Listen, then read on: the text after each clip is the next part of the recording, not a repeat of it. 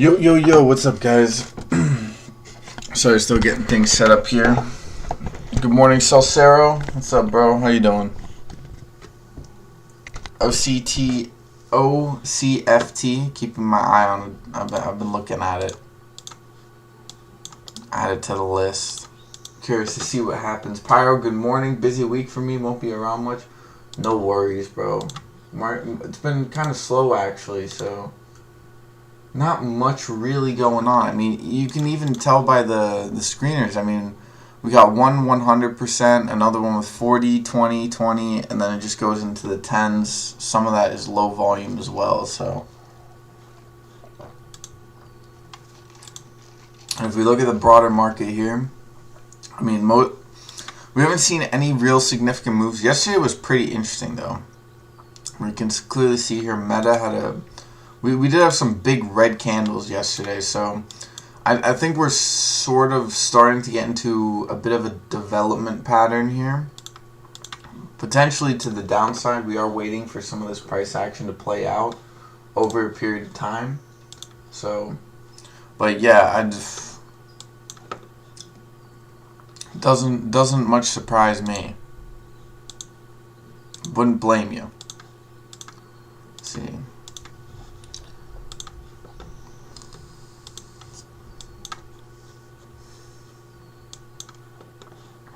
Silver is on its climb back up. We do have a good move.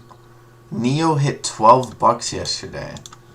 PLTR back above 14. Ford climbing its way up. Let's take a look at yesterday's big winners. AREB part of... Oh, they did a reverse split. Okay. FNGR continues its rise. Look at that. 440.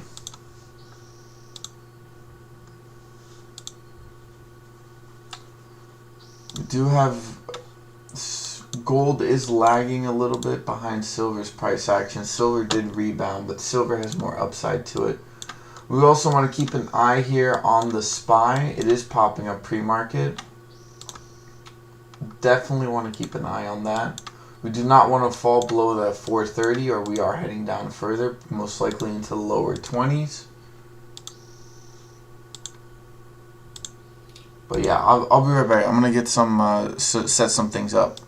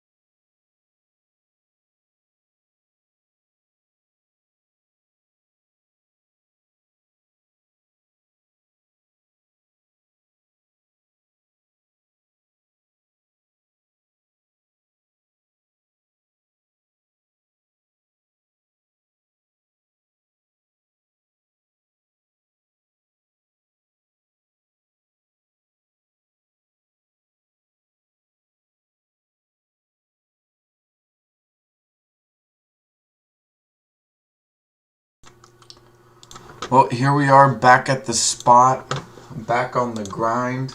Joel, what's up, bro?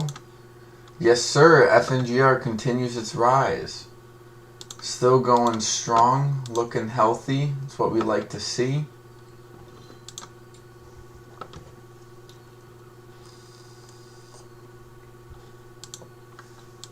See, let's take a look at futures real quick. Silver is top dog today. That's what I'd like to see. Heating oil, palladium, orange juice, the euro, lean hogs, the Nasdaq's up. The AUD, which I believe AUD is Australian, right? I just want to clarify that. Yeah, Australian dollars up. Gasoline, not necessarily good. NZD, cacao. S&P, how's the pound up? Gold, copper's also up with there, so. And then most of it is just corn, wheat, sugar, soybeans, natural gas, canola, soybeans, VIX, lumber, coffee, oats. Those are all down today, so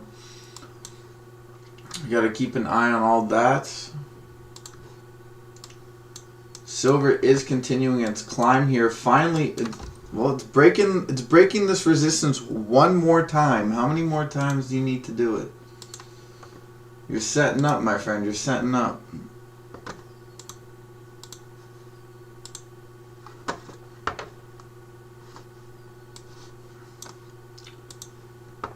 Sandy Smith, good morning. Good morning. How are you?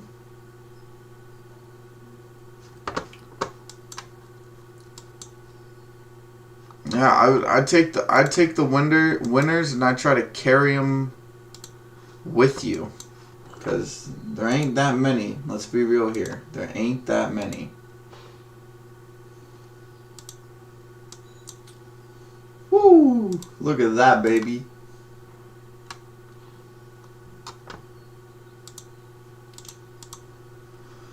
So we'll see what's in store for us today. I do think most of the price action here is just simply developing. We'll take a look at the VIX. The VIX is up slightly. It's hit that 1280 a couple of times now, and it's popped up off of it. We do have a couple of gaps. Is going to fill that, so it's probably going to head its way back down here. I doubt that gap is just going to be left there. Well, no, on big run-ups you have that gap, but it doesn't look like it's curled up, ready to pop up yet.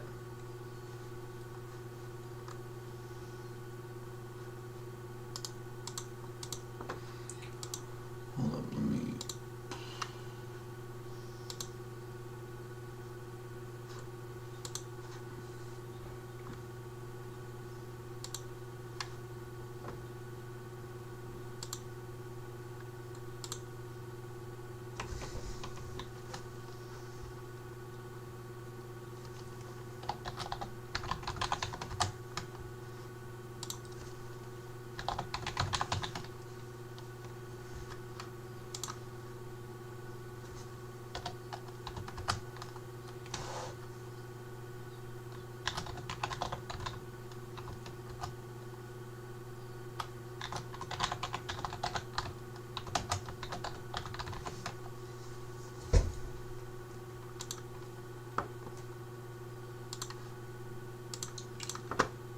Editing some things here.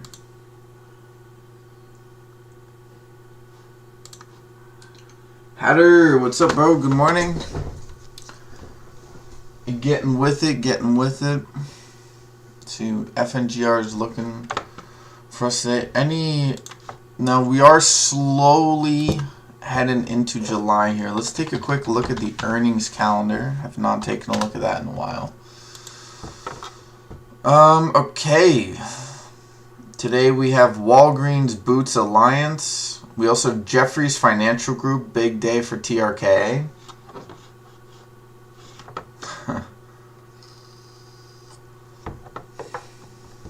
Manchester United. Good old Man U. I think they were actually supposed to get acquired. I wonder if they made any signings yet. Actually, Ride MBOT. Oh, well, I mean, dude, most of these companies are going to get absolutely, cheeks going to get flown around. Backwards, forwards, left, right, and center. Sue. Cheerio, good old chap. Good afternoon. I hope you're having a good day. Why can't I have a day like you where I get to wake up and enjoy the day and then go trading rather than have to do this? Get up super early in the morning.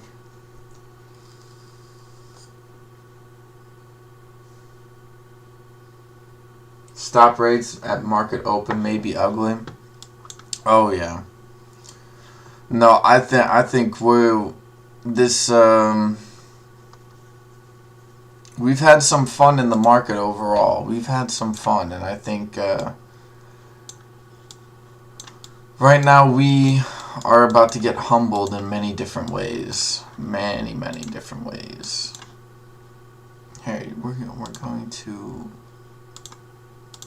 I like this 3 setup here. We're going to keep the SPY up there. We're going to do the 5-minute here. Alright, we'll keep FNGR. FNGR has kind of been our Goldilocks ticker so far. The last couple of days, might as well leave it up. 455, it continues to climb.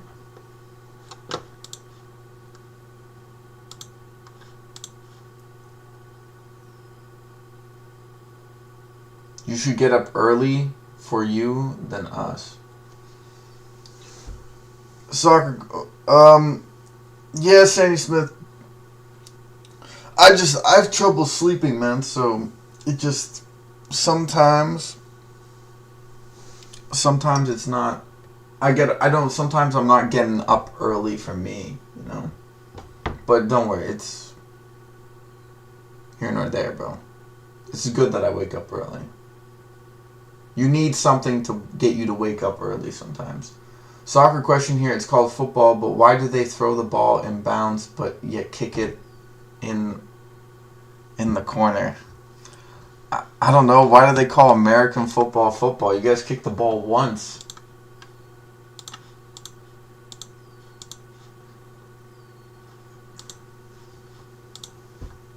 So Sarah, don't tell me you're an LA Dodger boy. Don't be one of those.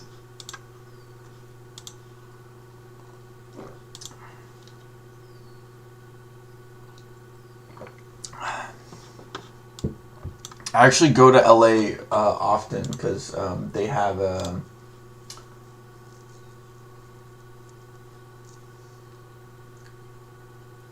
what is it? They have like the American Soccer League, MLS. Plays a lot there. I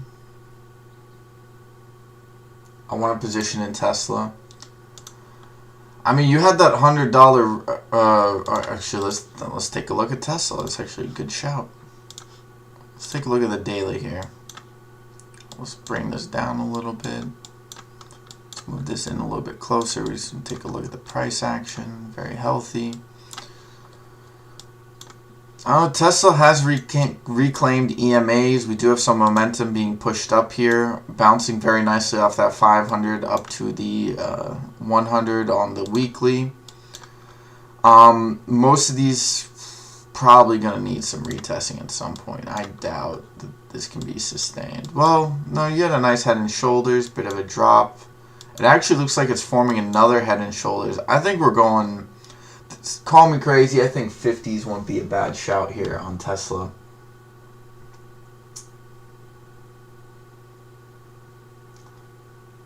I'm a huge Dodgers fan. Yeah, what's up with LA? Like, it's so weird that LAers like the Dodgers so much. I find that weird.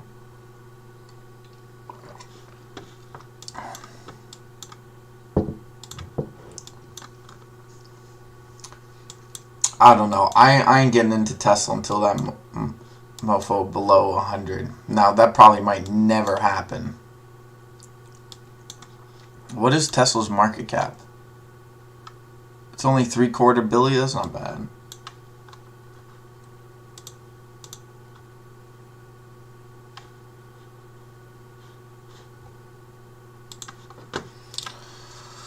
All right, let's take a look. Any real news out here?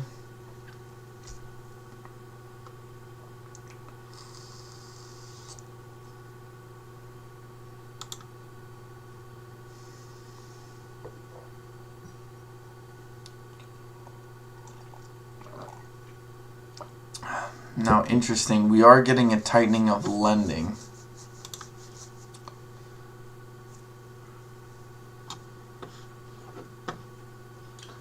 Yeah, but see, this is another thing about American sports, bro. Y'all just what is a franchise, bro?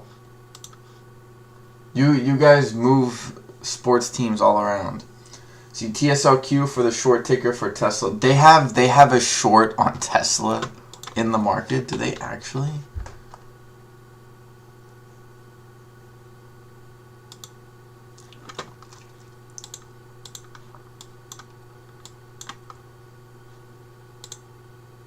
So you could play both sides with that.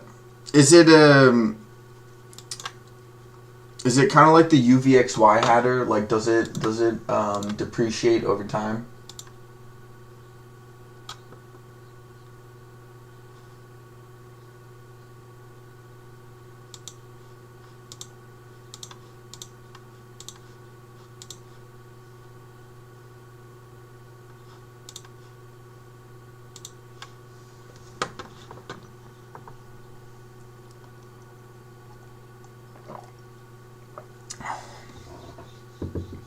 Yeah, but see, in Europe, you don't have that. In the rest of the world, that's not allowed, bro.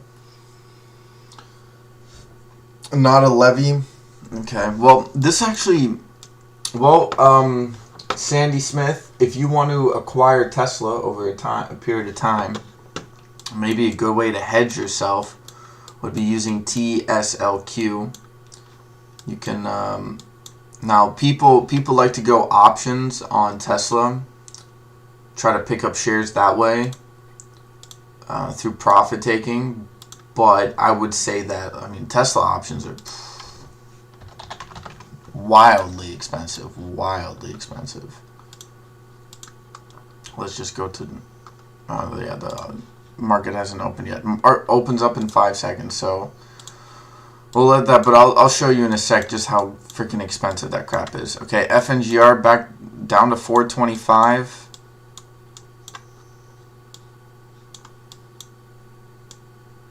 What the heck? Yo, the SPY just... Whoa. Yo, what the f... Dude, they just flashed 85 on the SPY. Weeble, what are you doing, bro? They just flashed 85 on the SPY. I need a replay of that shit. Someone give me the goddamn replay. I'm not crazy, you're crazy. Don't tell me otherwise, fam. God damn. What the heck?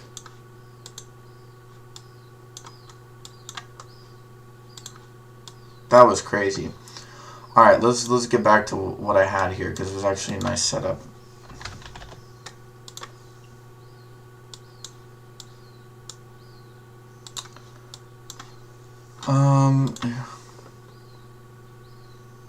No, it flashed 85, as in 85.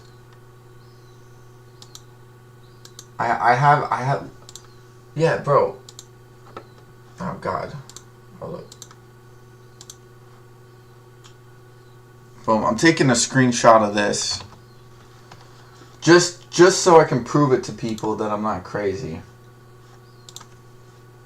So if you're hating on me right now because you think I'm making shit up, I'm not. Because I got the screenshot to prove it to you.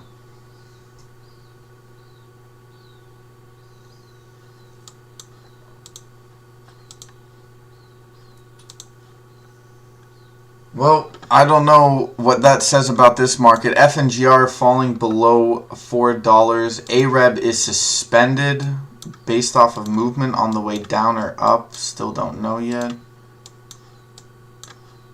Let's do time here. We'll do 5 minutes for all just for now. The SPY will do 1 minute. SPY looks like it's going to be charging for the green today. Any other? OCFT, this was a call out by Salcero. Doesn't have any volume just yet. We did have a nice pop out in the open. Do want to see that continue throughout the day there.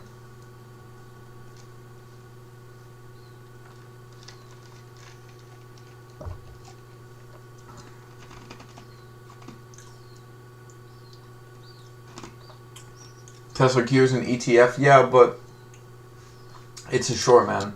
It's a way to hedge, right? So if Tesla goes down, you can make profit off of the bearish ETF.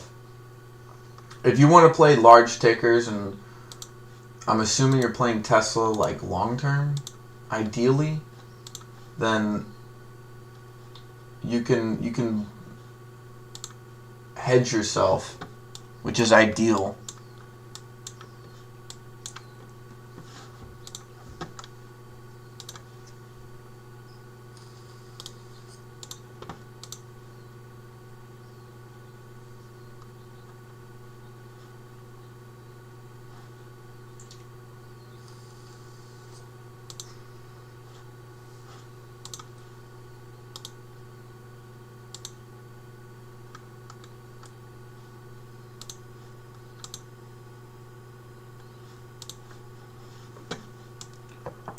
Hold up, I just need to make sure that the screenshot actually got that.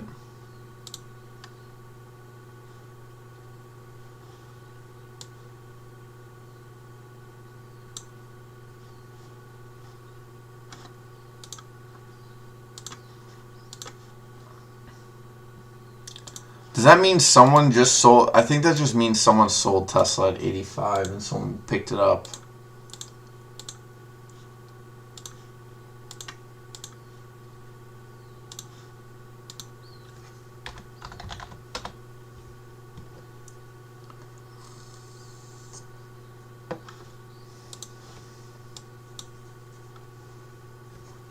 Coffee, and there it is.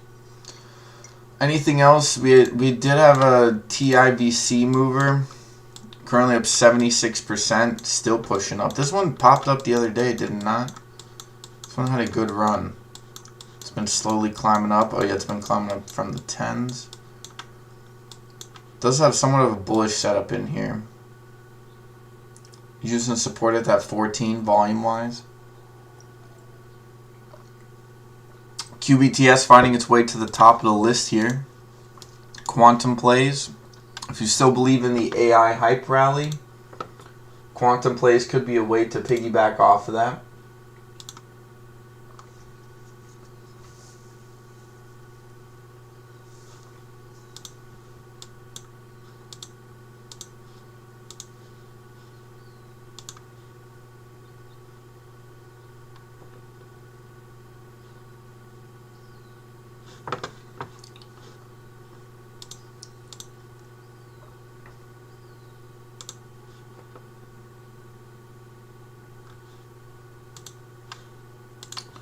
Whoa, what's going on here? SPY is heading up 433, pushing up. We do have some good buying pressure coming in here. Algo is switched on. Could see a run back up here. This could be a big green day maybe. Yesterday we did have sort of a downtrend indication. Some people claiming that we've experienced a top. Some people claiming that this is simply just a pullback. We'll see. We're only 6 minutes into the market. Nothing can really be determined yet. FNGR still bouncing off the 200 EMA on the 5 minute. TLVC. Whoa, what happened here with the banks? Banks opened up fat red here. DPST down 2.5%. That shit was green pre-market. Want to keep an eye out on that, especially SBCF, the good old Florida bank. You guys know my position on Florida.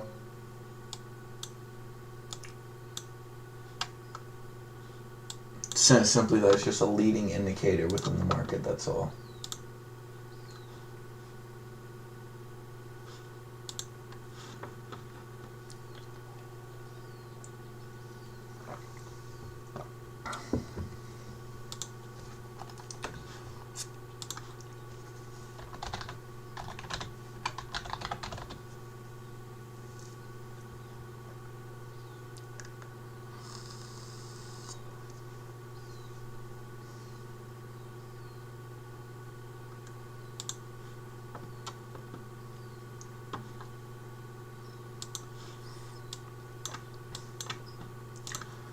Take a look at Amazon. Amazon also dumped pretty hard yesterday. Looked like the top was in a bit of a double top here, but one of those tops was pre-market, which I don't know. I don't think market makers really count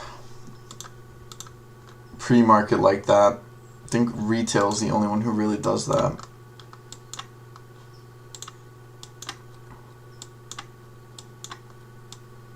I'm really curious to see this OCFT sell zero.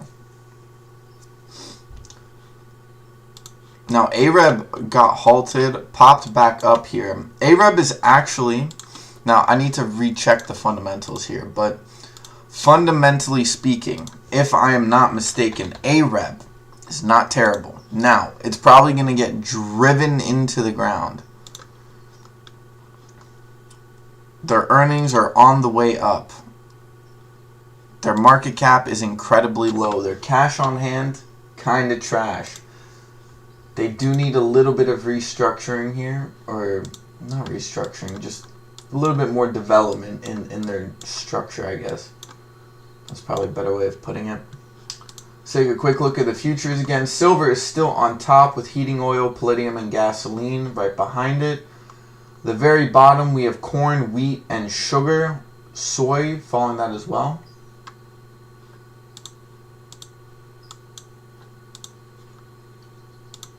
Silver is still struggling with that 23 a little bit. Now this is actually a really important test here. We may actually probably will double bottom here now that I'm looking at this chart.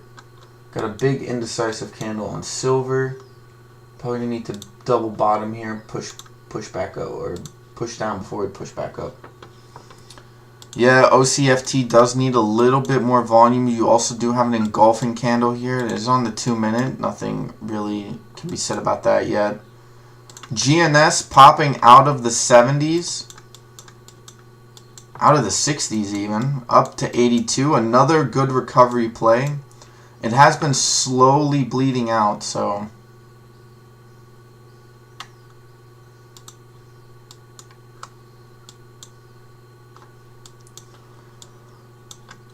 SPY looks like, well, looks still bullish. Still got the buying pressure it needs. FNGR recovering the $4. That's good. Moneyline hasn't moved. AUUD kind of climbing its way to the top of the chart here. Who is fucking...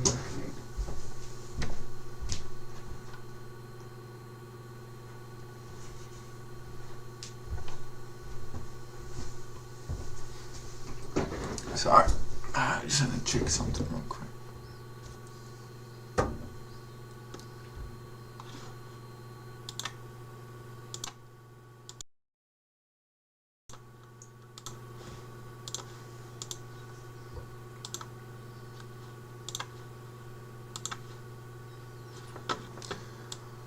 See, do we got any other winners?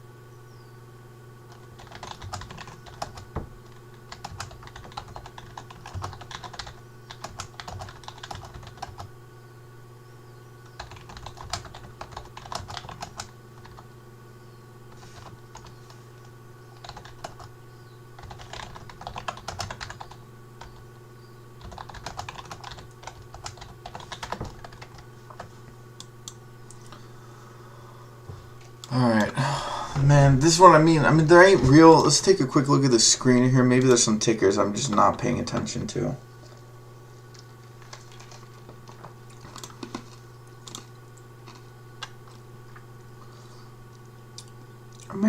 American Equity moving up. Cars.com moving up.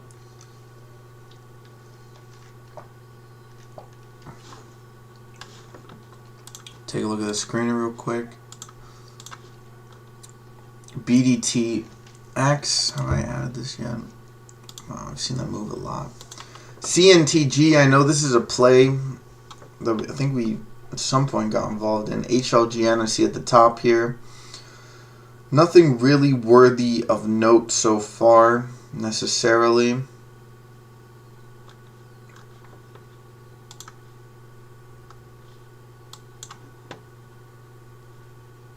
Google is, I mean, how do you say it? Most of the market is acting very bipolar today. We had banks green and rest of the tickers red, and now they've flipped. Red to green, green to red. Could be the story for the next couple of weeks or days.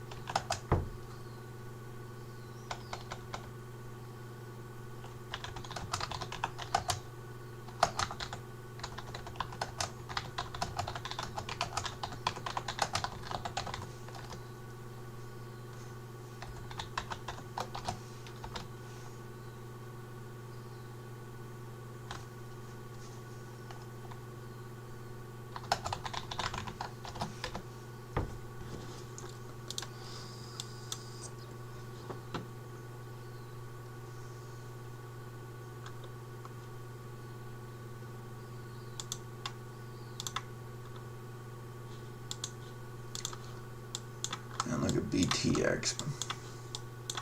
FNGR still at 403. SPY just below 433. Having trouble popping itself up above that resistance line.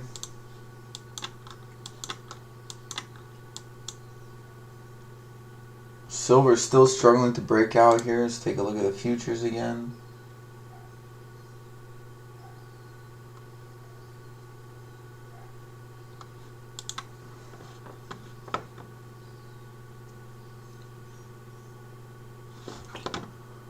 Nothing much of all that much interest. The market is very slow. I mean, obviously there are some movers here and there. So I'm going to adjust my screen here a little bit so we can take a look. I'm going to move this. We're going to throw up last price. So AEL, American Equity, seems to be the winner chicken dinner, up 16%. AEL confirms receipt of 55 per share acquisition proposal. That's probably why it's popping up so much. NEO also working its way to the top of the list here. Dow up 5%. DAO, the ticker itself. Not the indice. PHVS, low volume, also climbing up. No real volatility. And speaking of volatility, let's take a quick look at the VIX here. VIX starting to move down again. Every single time it pops up, it says no thank you.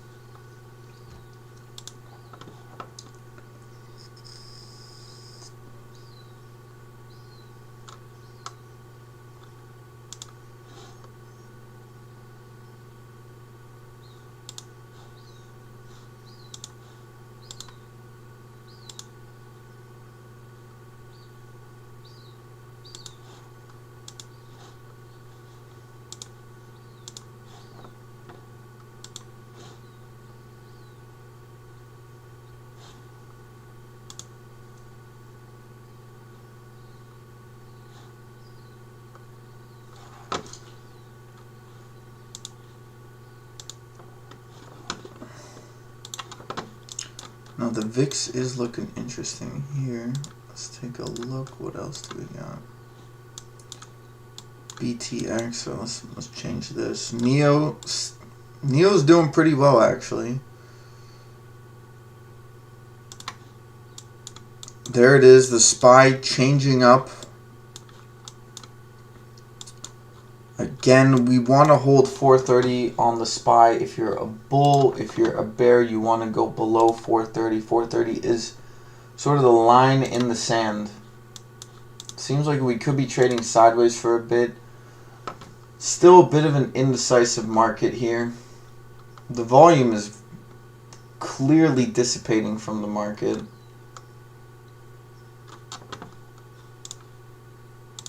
Just take a look at the heat map. They've updated it. Let's take a quick look. Healthcare continues its way down. Financial services experiencing a bit of a rotation, except for the regional banks, of course. Energy also slightly down today. Google, the only top dog that is down. And for the most part, I mean, utilities is up. Industrials, slightly red, slightly green, mainly leaning to the green side. Do have Manchester United down. Or, sorry, Micron Technology, not Manchester United. Healthcare as well is a bit of a mixed bag. Healthcare plans are down, diagnostics are down. We do have medical instruments are up. Though I doubt that's probably not going to last very long. Hey Henry, good morning. What's up, bro? How you doing? Hope you're having a good morning here.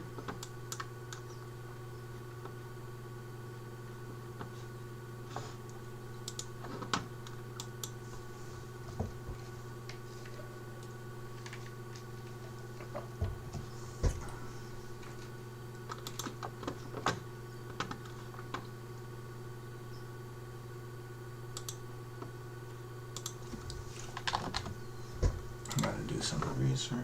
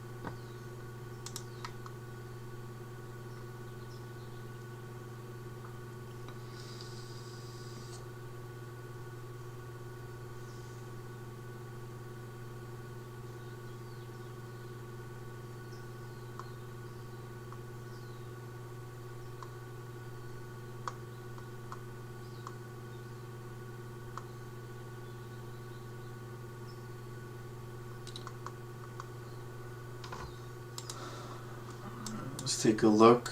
FNG are still looking very healthy. The SPY looks like it may just be trading sideways for today. Silver's starting to push down, getting knocked off the top of the futures list here. Feeder cattle coming up with that.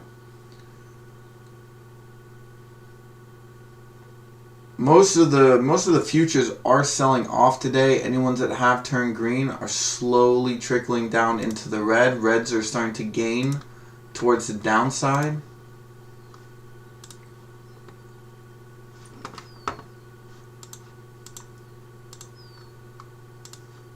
Now AREB struggling to push up here.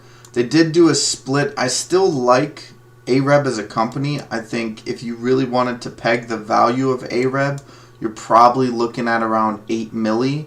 So, I mean, you could argue for like a $10 to $11 split. Now, obviously, or not a split price. Now they did do a split, which probably negates a lot of that interest within the ticker. I do think that you want to keep an eye on this company, but hey, not everyone out here is trading companies, maybe just technicals or mechanicals. Just perfectly fine if that is the case.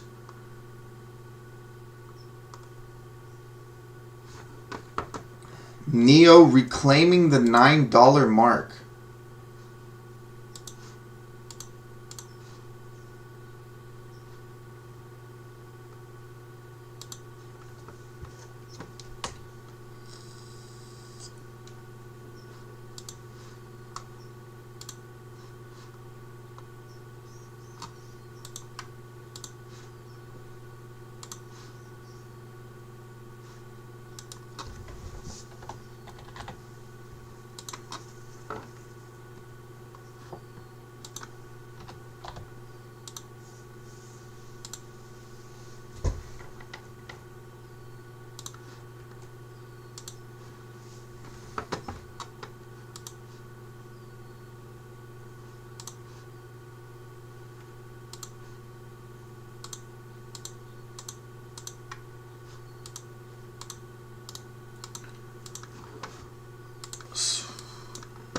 Again, nothing really that much.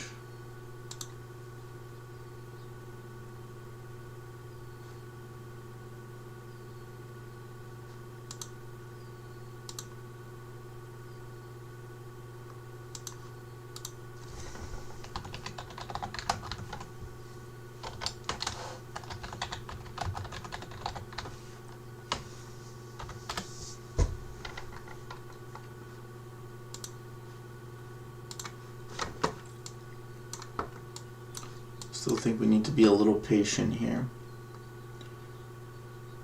But I'm impressed. There's still some of you guys have stuck around. I've seen people slowly trickle off and fall off here.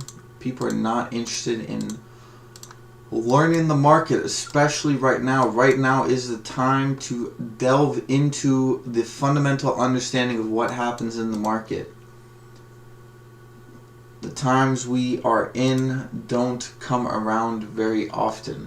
And that's exactly why you want to be here paying attention. Maybe not necessarily with me, but just in general in the market. This is where most people, they close out their apps, they move their cash, and they look for something different. Now, I'm not saying that you need to be buying things. Sometimes the best move is to not make a move at all, which I believe that's like a Taoist quote, if I'm not mistaken. If you guys haven't, there's actually a Taoist book that I have. Where is it? It's like a very small little... Wait, is this... Do I write in this? Yes, I do write in this. Okay. I need to keep this here.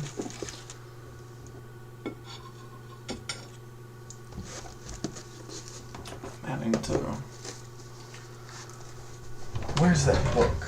I had a book that I was reading the other night.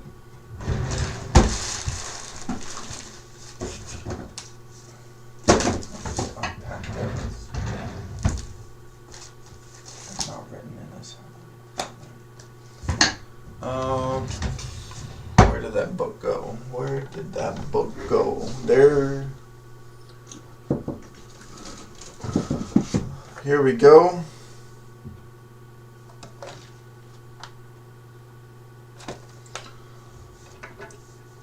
Now,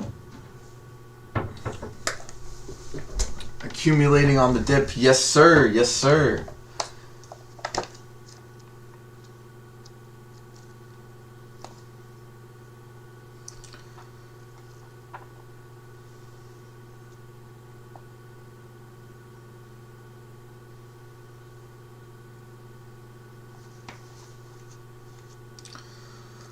Now we're going to get a little...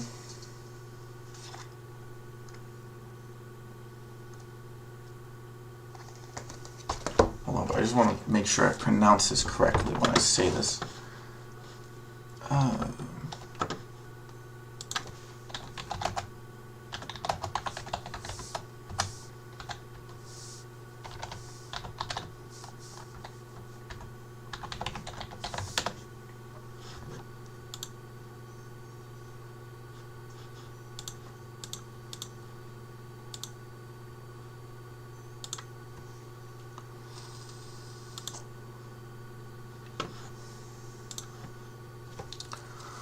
Now, as far, I'm sure you guys have heard Tao Te Ching. This is a book that I've been reading.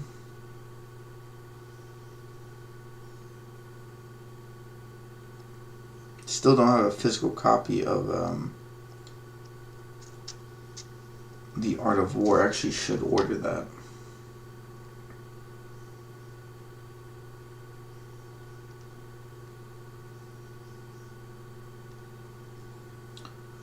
It's actually structured a bit like the Bible.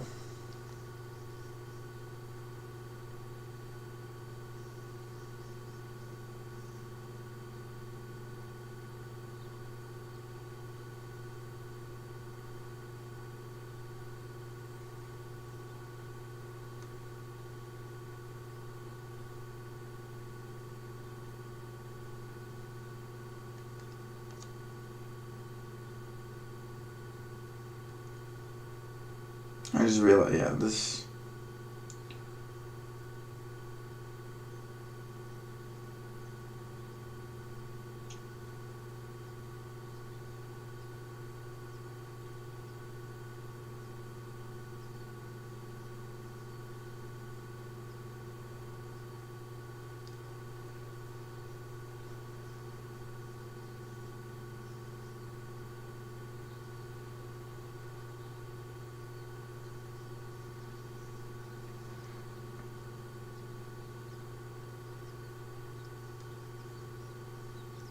Don't want to turn this into a book club, but I highly recommend you guys go read it.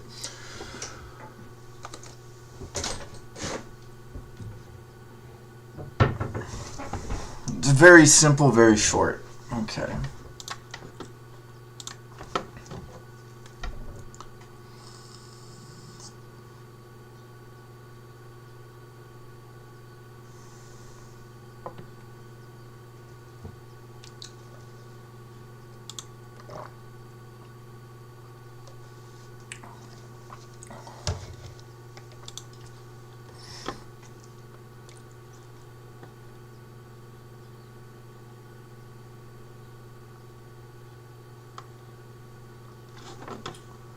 Alright, let's go back here.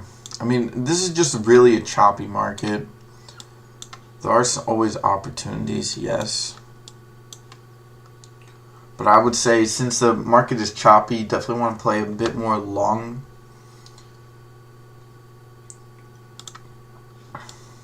STS kind of just chilling. AMC still maintaining this $4. Is this the accumulation phase people are looking for? Now we do have some room to drop here. We'd probably get another swing. I don't know exactly. Isn't there some big news coming out on the 29th for AMC? Let's take a look at a good old GME here. 2320 with a nice little pop-up. Almost looks like an inverse W or an M. GME throwing out the M sign here. Probably need to retest that 18. Did have Cohen buy. This could also, 2250 could also be considered support here.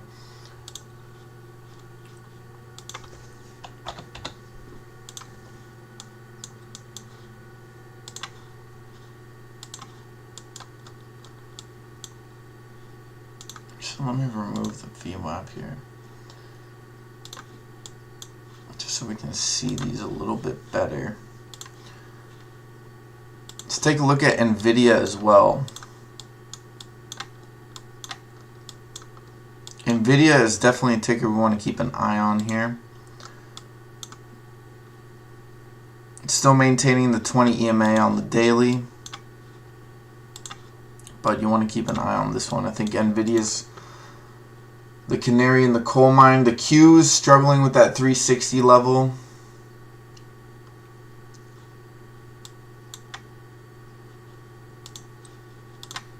And then we'll throw up FNGR again.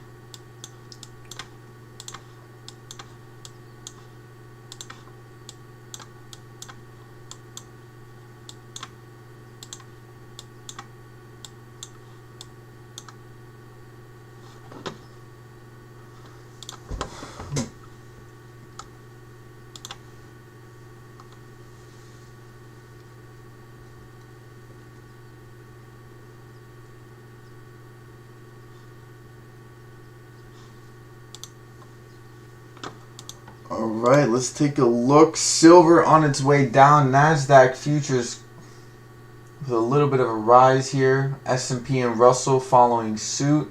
Feeder cattle still top dog in the futures. Wheat and corn are just still moving together. We did have a little bit of a deviation the other day. Looks like they're trying to find footing once again.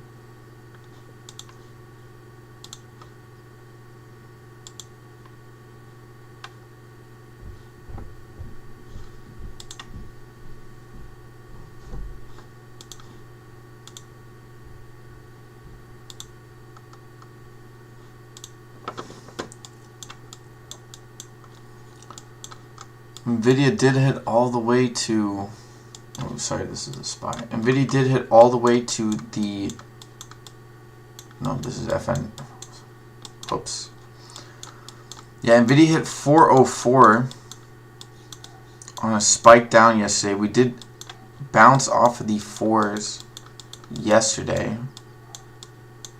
Could have made some good money on that.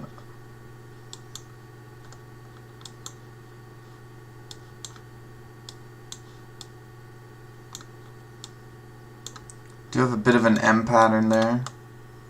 FNGR looks like it could potentially have a move up here. Could be considered a bearish move, but this market's been a bit wild here.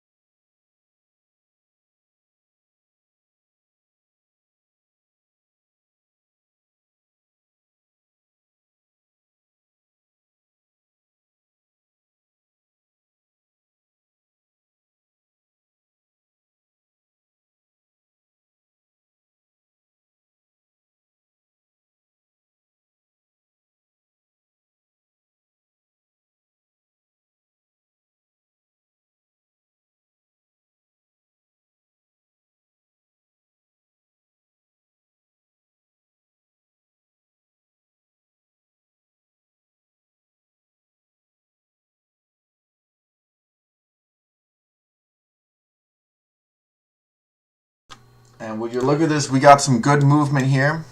SPY breaking down a little bit. NVIDIA pushing down 406 after it's open at 408, popping up to 412. NVIDIA is, to me, the canary in the coal mine in regards to AI and the sort of pump in the market. I think NVIDIA is actually leading the market in the pump. And I think they might try to switch it back over to something a little bit different, but we'll have to keep an eye out on it. Again, we're just waiting. SPY is popping back up. We'll take a look at the overall market. PLTR is not following NVIDIA. Let's take a look at AI here. AI seems to be closer tied to NVIDIA. Google is also on its way down, not looking good for the tech sector. It is a little bit of a pyramid at the top here with tech, so people are definitely willing to take profit, especially at the bottom. Doesn't necessarily need to be an entire position either. One sec.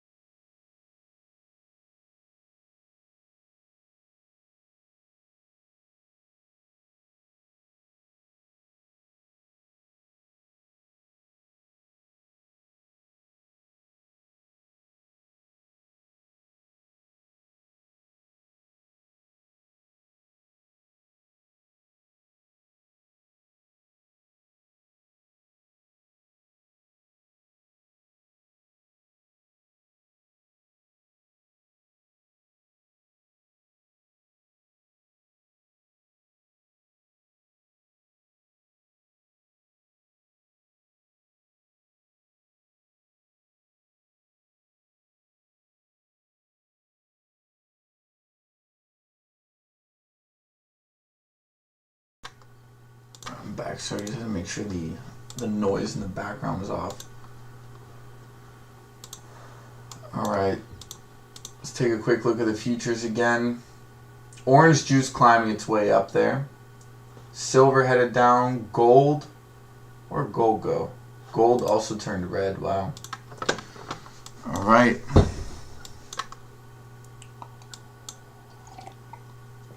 NVIDIA with a bit of a reversal here. Some buying pressure coming in, picking up the slack. FNGR below 4. They did leave a gap there. Keep an eye out on that. Google. Maybe a bit of a double bottom in store here.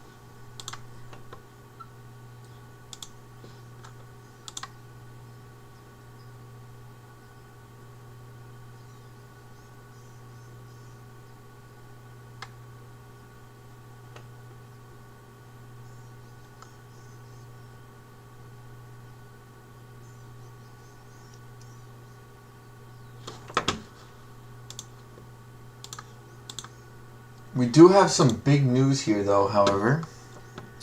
Home sales have increased for the month of May. Now, I'm curious to see. I did see someone post in regards to the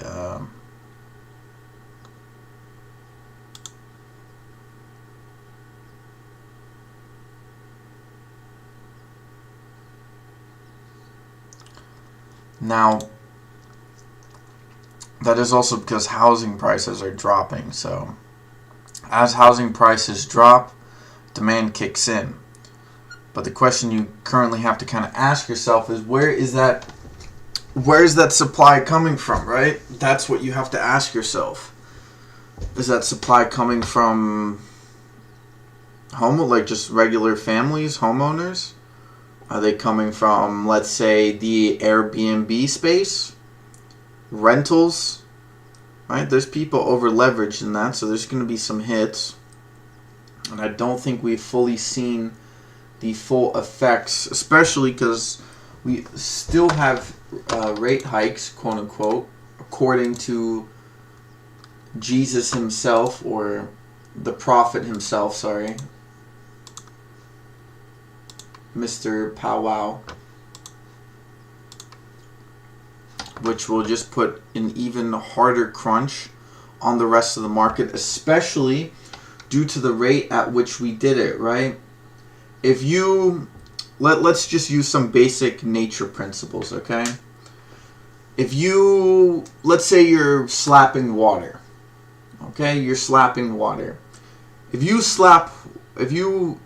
slowly put your hand into water versus if you hit your hand on top of water quicker, what creates more of a ripple effect in regards to the overall market? Well, it's the one where you obviously slap the hand quicker. Now, if you translate this fractal concept into the housing market, or in general just the overall market, if you raise rates at the highest or at the quickest rate you've ever raised rates in history, right, you're going to create larger ripple effects than if you were to implement them slowly, right? Especially since we're not actually done with the rate hikes.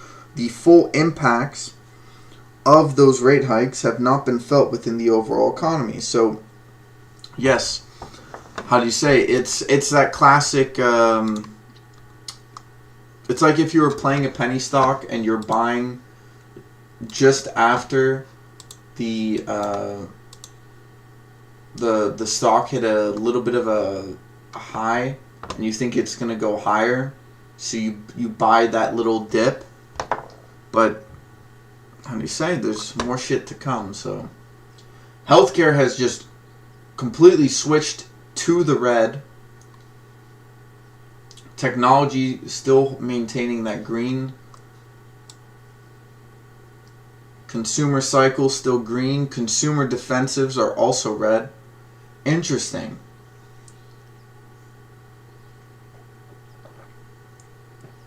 Seems like they're switching back overall. We've only had one day like that. I don't really see how that could be maintained in the overall market.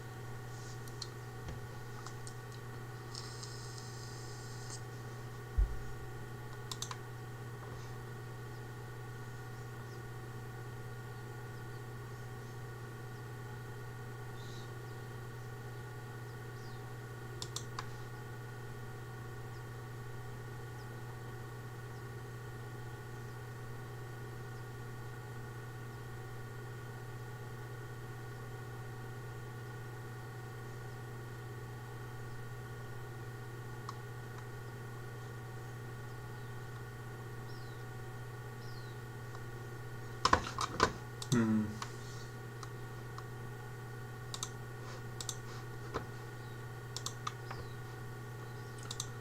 these are just some basic principles overall in the market.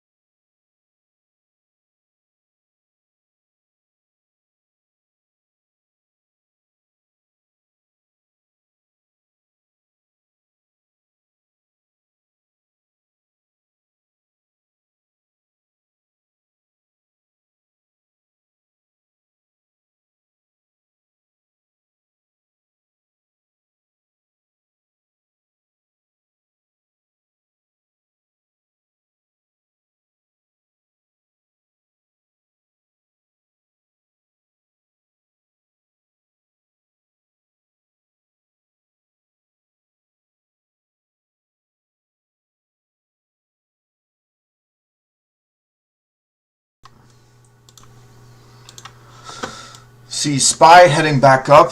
Gonna take another retest of that 433. Can't get over it now, then you're most likely going to be heading down back further. Going to retest that 430 level. Let's take a look at the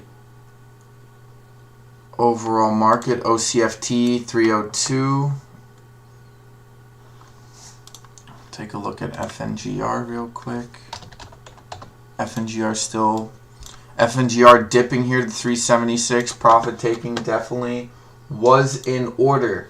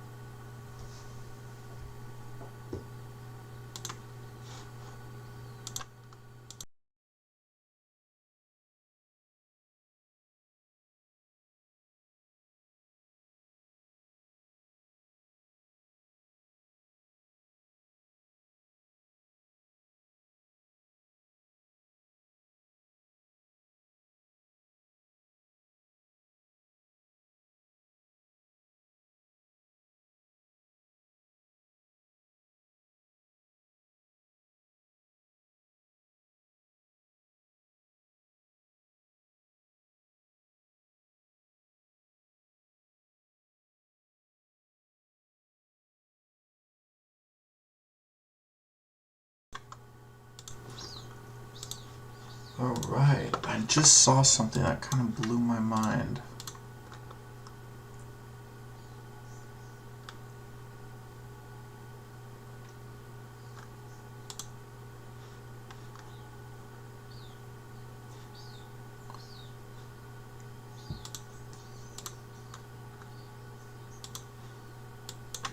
TIVC continued to push all the way up to 21.75, back down to 18.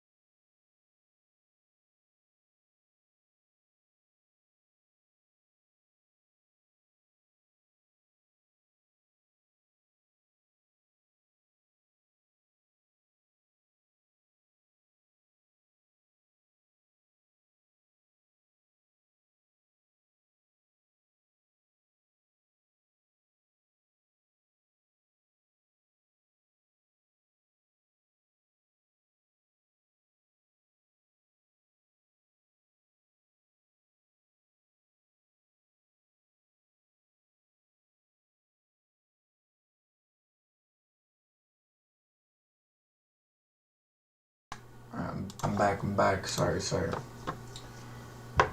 Mullen, yikes. Alright, let's take a look at Mullen. How low can you go? How low can you go? That's the question.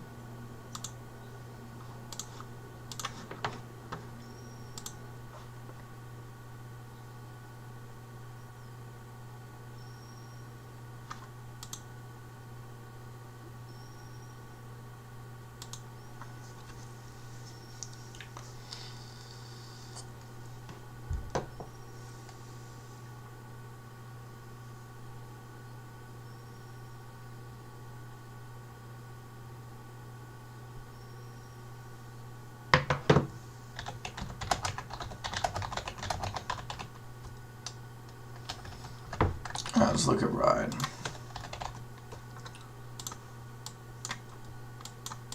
Ride, oh yeah, Ride did an offering. It's already popping up like this.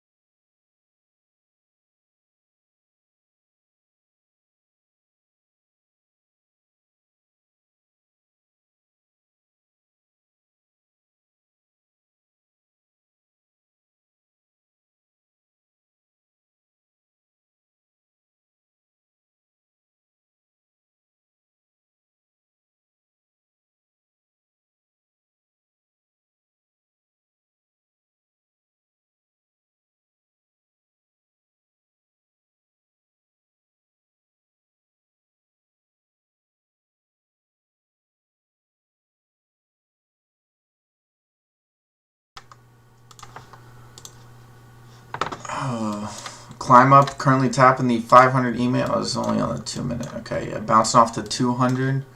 Take a look at the SPY on the 1 minute. SPY rejecting, looking to be a double top here. We could see a further push down. The SPY has been selling off here.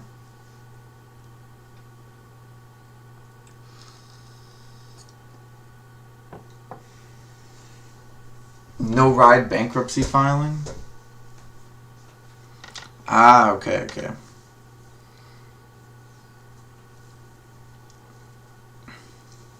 What the whoa.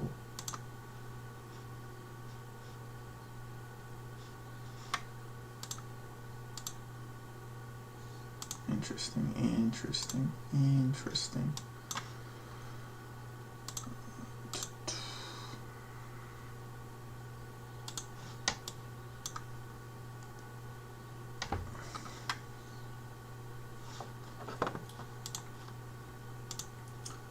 I mean, at this current stage, like...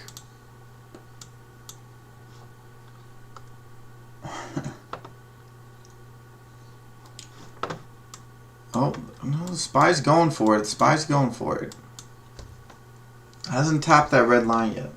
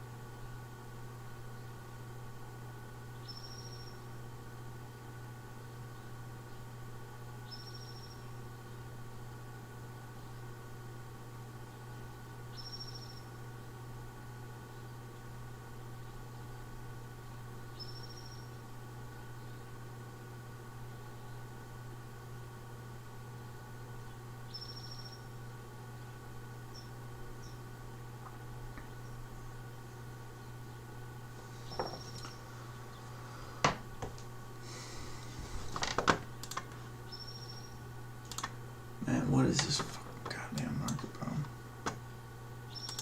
I don't even want to talk.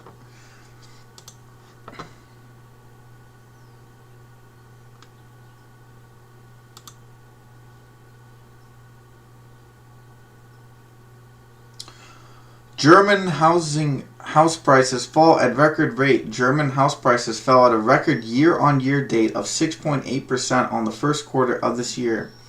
It's high, like, I mean, bro. I mean, Germany's going to shit, but at least they're being honest about it. Unlike Z America. I think all you guys probably saw that one video of good old Uncle Joe.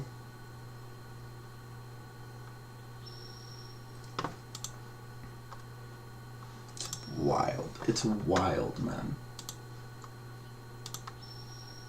How can we how can we as a society just accept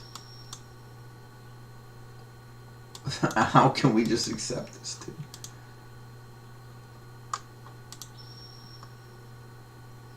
It is wild.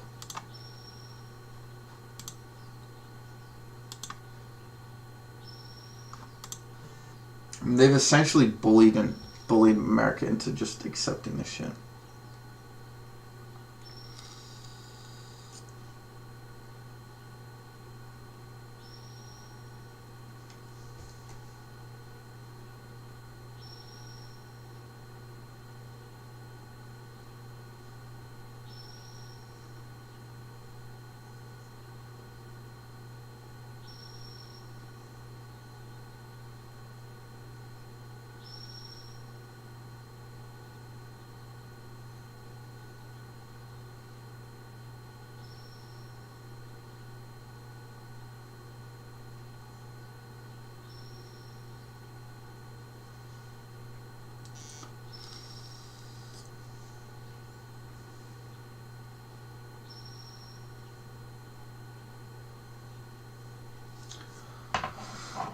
It's upsetting, man, because if we are unwilling to do anything, that means that we have been cornered into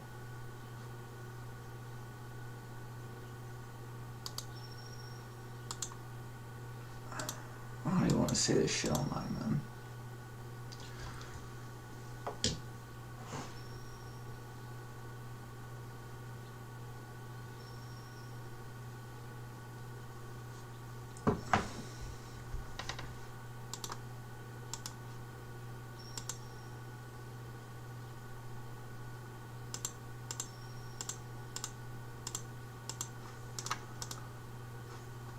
God damn.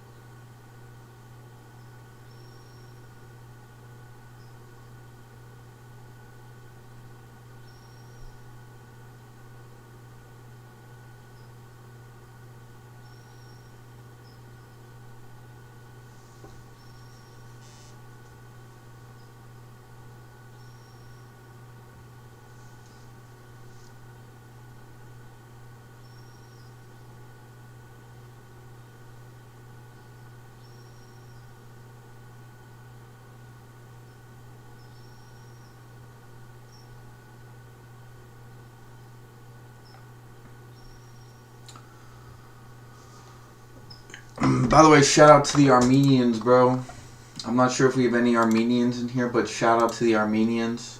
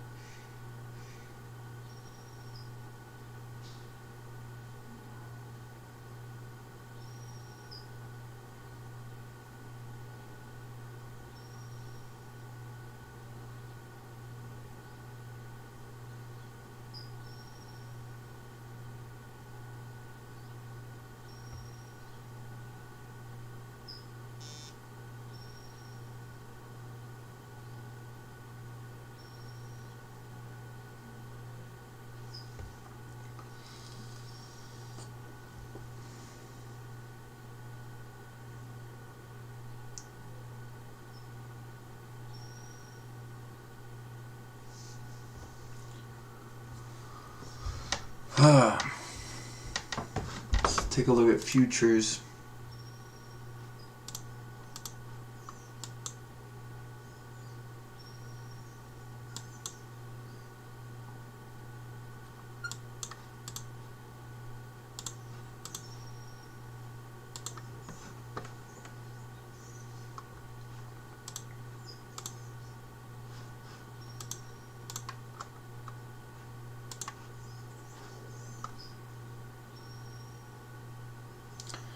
NVDA climbing up 18%.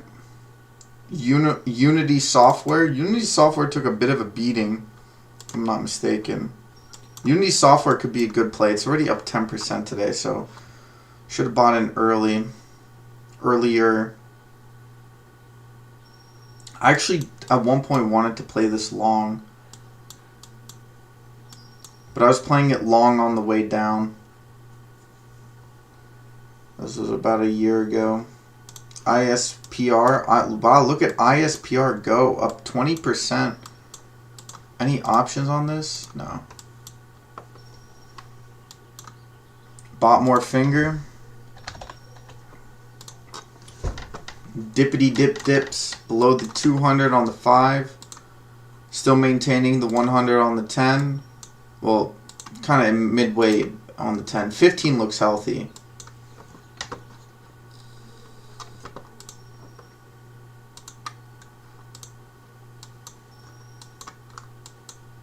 Silver making another attempt to break out of that resistance line.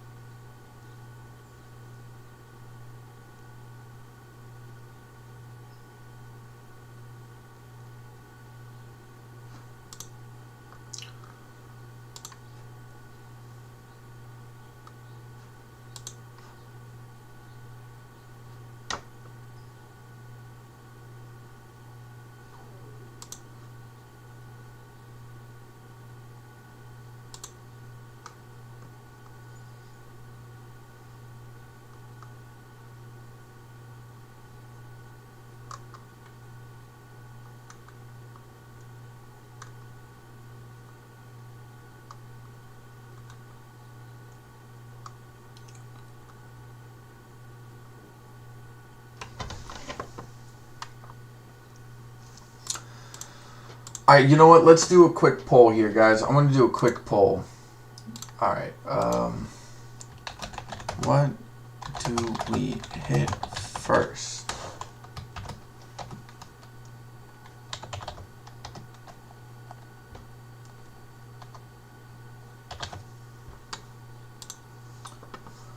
Alright, if you guys are still listening and not just playing it on the background to be nice to me, which I do appreciate if you are, I put a poll up in the chat, and this is for the SPY. What do we hit first, 450 or 360? Now there are some people who claim that we are going to skyrocket. By the way, ISPR, iSpire Technology. What is this? It's a company worth $500 million. Wow, up a couple $100 million today. So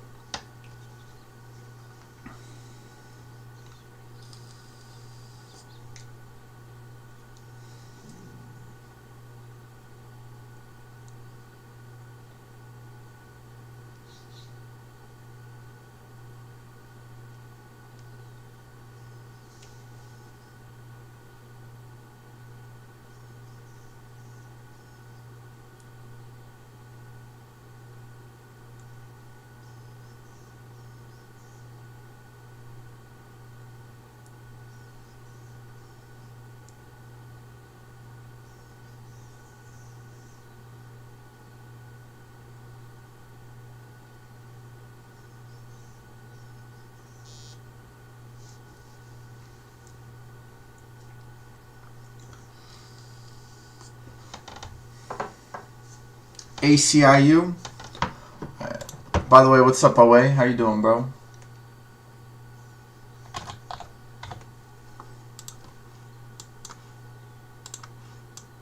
Ooh, beautiful. This looks like it has some moves up here to the threes.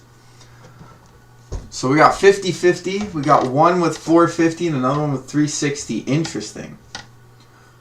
Now, for the SPY overall in general, I still think... Actually, let me put ACIU up here. And then we'll put the SPY right here. I'm thinking, the way the chart is looking, I think the SPY is going to struggle to get back up to that 440 level.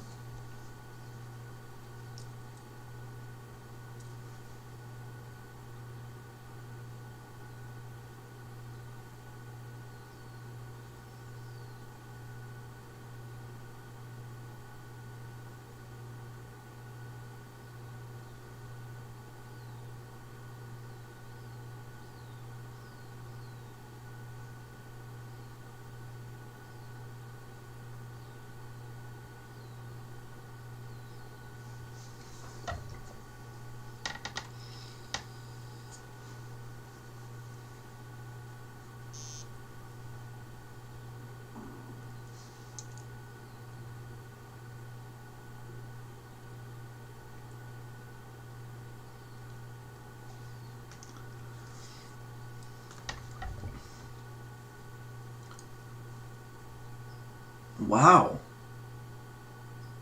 I'm surprised. Maybe it's just this group, but I mean, how do you say it? As the SPY is climbing back up, but that's interesting. So we got 67% saying we go 360 first. Interesting.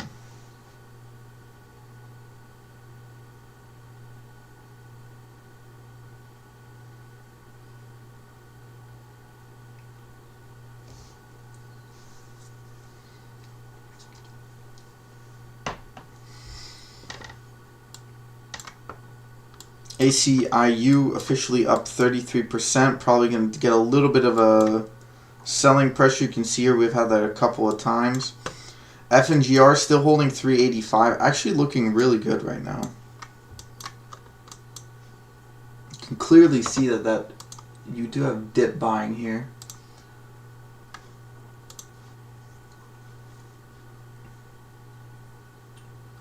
Healthcare is just completely red, which doesn't surprise me.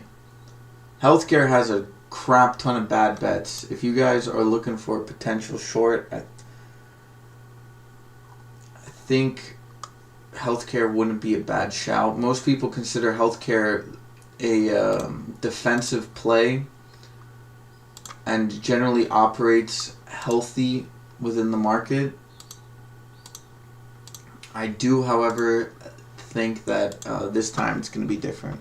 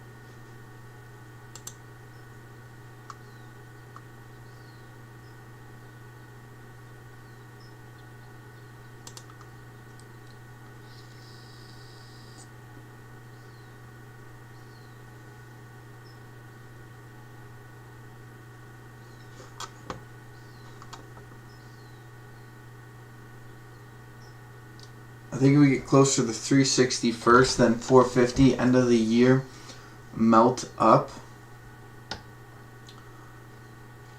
You know, a lot of people are speculating that, but I think, look, think about the psychology, okay? Okay, let me pull up the SPY here, because this is actually an important conversation, right? If we pull up the SPY here, okay? Back in let me do weekly, actually, so we can see the entire thing, okay? Back in 2020, right, we have very similar indicators. Now, some people are saying that we're kind of in this mid-range from the, I would say, guerrilla tactic,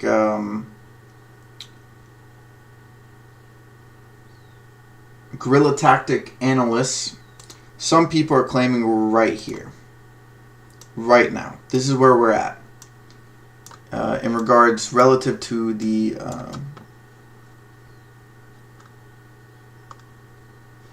SPY. Let me make this red. Right here. Now, we take a pullback. If we analyze this pullback, this is exactly a 34% pullback. Now, if we take it from the high of where we were right here, a 30, what was it again? It was a 34, so here we go 34. We head down to 295, around the 200 area. Now, that seems extreme, right? Ironically enough, I actually have a line just going down there. But I think that's a high possibility. We also have a similar pattern to right here. This is fundamentally speaking. This at the high here we have T-bills adding to the Treasury. Right. Not only that, on top of that, we have rate hikes. Now, these movements, this type of movement right here, right, this movement right here that we experience, was purely based off of inflation, right? And also the fact that, for example, down here we had a lot of market halts.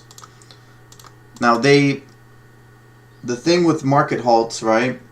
Because if the market starts to drop, it's going to start dropping quite hard. There's some areas we have to retest, right? Somewhere right around something similar to this area, right? They can halt this. Now, the difference between here and, for example, where we are currently, right here, right? The difference between these two is here we got backstopped pretty hard. Now, here where we're at right now, we're still getting backstopped. Don't get me wrong, banks are being backstopped, other financial institutions, the precision in which we backstop the market, right, is I would say a little more efficient than previous crashes. But the problem is that the people who are backstopping the market are actually the people delaying the market crash. They're actually making the issue worse. So, with fundamentals at this high here, and with similar chart patterns to back here in 2020 before, or in 2019 before we fell off, right? We kind of have this sort of coalition of factors that are coming together all simultaneously, right? This is clearly indicated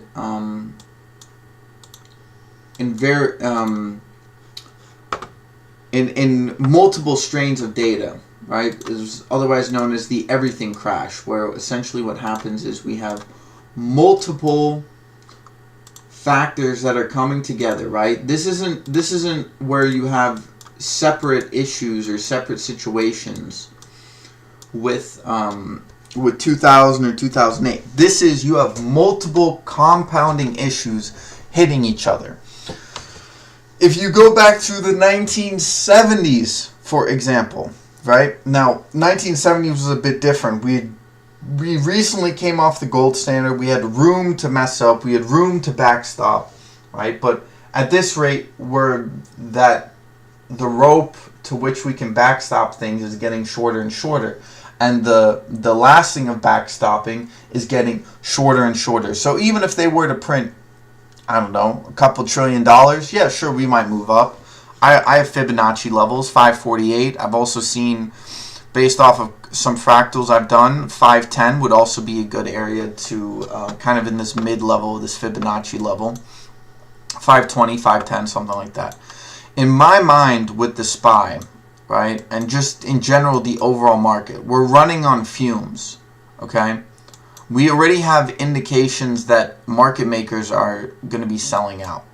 The question is not whether a pullback will occur. The question you have to ask yourself is, will this pullback be bought up in the same way that this pullback was bought up? Right? Will this pullback be bought up relative to this pullback, right? Now there are people who claim that this price action that we've had here the last 9 months, right, this sort of quote unquote bull market, or what people claim is a bull market, is something that I completely disagree with. This price action to me does not indicate a bull pattern whatsoever. In fact, if anything, this is a very weak pullback, right? I mean, the amount of volume that has gone in relative to the pull down and the volume that's gone into this indicates that this entire pullback is much, or this push up is much weaker than this pullback. Okay, and now the question you have to ask yourself is, how far can we go? I'm going to quickly show you a fractal. I showed you guys this already beforehand.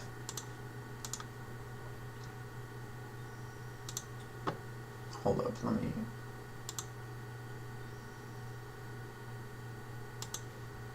God damn it. Why do they gotta make this so complicated?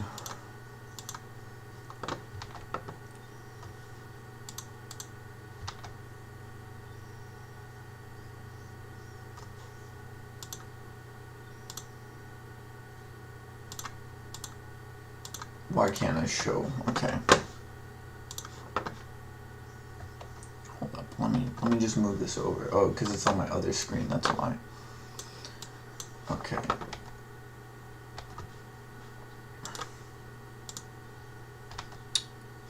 God damn it, bro. Whoops. There we go. I did a fractal the other day. Okay. Now I drew this. The orange that I've drawn here, okay, that was just pure intuition. That this is what I was asking myself. Now, the other day I drew a fractal and it lined up almost perfectly with what I'd drawn here. Now you could say that that's confirmation bias, and some would agree with you. I would agree with you. Potentially could be confirmation bias, but the question with this pullback, right, is how, when people start, you have to ask yourself the psychology, right? You've seen those psychological charts that flow around Twitter, Reddit, and all those other places, Discord as well, right?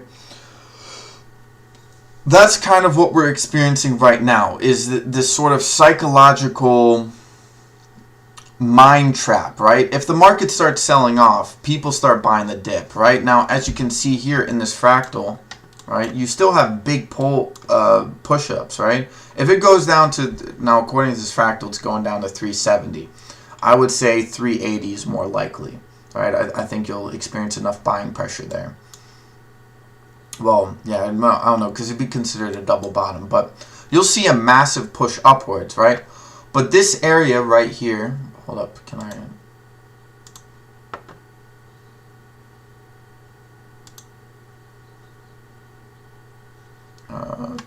sorry, I'm not very familiar with...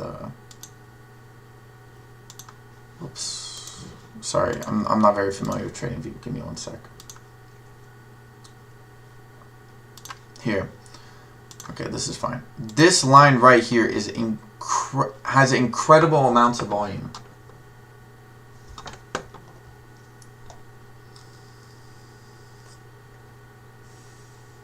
Short ladder attacks, yes, but it's also in regards to the psychology of the market, right?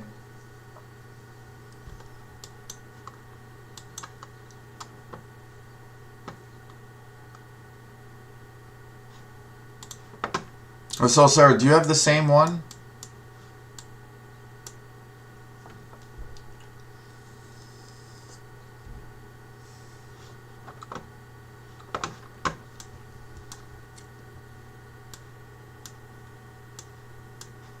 Now, as you can see here, I thought that we were going to see, I think we're going to see maybe a bounce off of this 4, right? We do have this volume, a bounce up off of this trend, and then a head down.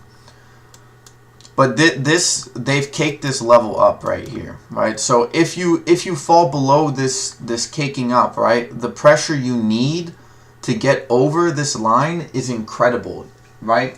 And as time goes on, you increase the likelihood of economic factors worsening. Okay, you already have bankruptcies starting to exponentially increase. You have people being laid off exponentially increasing. I have the exactly as you do. Okay, well that's good.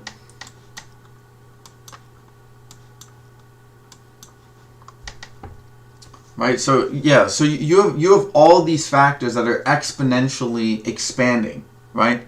Now, as the market, now this is a very nice rally. It broke out, yada yada yada. Congratulations, bulls, you made some money. Okay, but I personally, for me, I just think that the buying pressure required, the liquidity required to push up the market at this rate, it just, every day that goes by that you're not pushing up increases the likelihood it goes down, further down.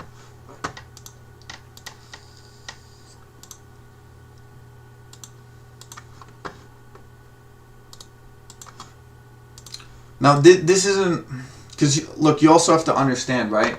If you understand how the SPY is structured, right? The SPY is an ETF. The ETF is top heavy, meaning that if Apple, for example, decides to sell off, right? That if Apple decides to sell off 10%, right? And Apple is, I think, what, like 8% of the market or 8% of the SPY. I mean, the pricing of the SPY is going to get absolutely decimated, right? Plus you still have tickers on the SPY, right? A lot of the ticker, if you actually go through the ETF list of the SPY, which I've done to a degree, I haven't gone through all 500, but I've gone through about 20 and picking them at random. A lot of them have had major pullbacks, okay? And when I say major pullbacks, I don't mean pullbacks regarding these type of pullbacks, not this type of pullback, okay? The bottom 490 tickers, most of the pullbacks have been something like this, okay? Now we still have Apple, we still have the tech market essentially holding up the market, right? Which is actually what this price action was right here. This price action, this red line, this was, actually let me make it blue. The blue line here was actually the tech companies pushing up the market, right? If you have all of these companies taking sell-offs, right, but their market caps are much lower, their relative downwards pressure does not impact the overall market, let's say, as Apple moving up does, right? Apple itself is worth more than the Russell 2000. I mean, I'm sorry, but and this sort of idea, now, if you want to claim that we're going to experience a rally from here, right? That's a completely different story. That is a completely different story and a completely different thesis in regards to the overall market. But how do you say? Then again, we still have overall general economic factors. Now, there are people speculating that in the second half, right? I'm going to make this this red right here. This red line people are speculating that the earnings for these quarters are actually going to be somewhat positive. Right? And fair, that's the case. But if the earnings are positive, right, as the market is selling off, again, not saying it will, but let's just assume it is. If earnings are positive as the market is selling off, right, what happens when, actually, let's make this green. Just realize this. Let's make this green. And then if earnings then decide to turn red, right? Now, if earnings decide to turn red, how can you, in a logical manner, with this selling pressure in the market, how can you logically argue for a continuation and a push-up rally, right? Now, there's many different theses and speculative ideas as to what the SPY is going to do. Some people still think that a continuation upwards is there, right? Again, I have multiple factors in line, or multiple theories as to line with a blow off the top, okay? A 5-10 move to me is not out of the question. I'm not saying that it's not going up there. I'm simply saying that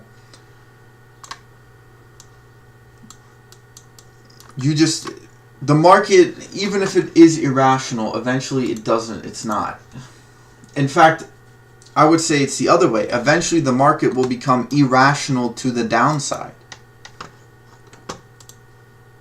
Right? The natural state of the market is irrationality. Okay? Because that means that the market would be pegged specifically to the fundamental aspect of the market. Which, as most of you know, that's not the case.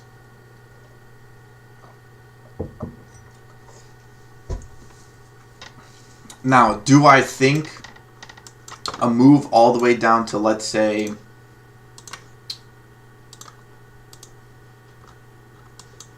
actually, let's make this the weekly. Do I think a move all the way down to like this level, 158, is in store? Maybe. Maybe. Do I think it's going to be this hard of a drop? Maybe. I think you could actually see a major rebound, something like this. Right? Something like this. This wouldn't surprise me whatsoever. But to say that, like, if you take two, by the way, I just want to make something very clear. If you take 1929 market crash levels, we're heading back down here, bro. We're heading back down to the hundreds. Now, I'm not saying that's going to happen, but I'm saying that the rate at which we're moving, I don't know. There are many things that are kind of swirling about us right now. And us trying to backstop it over and over is not going to get us anywhere. But anyways, that was my little rant, my little speech.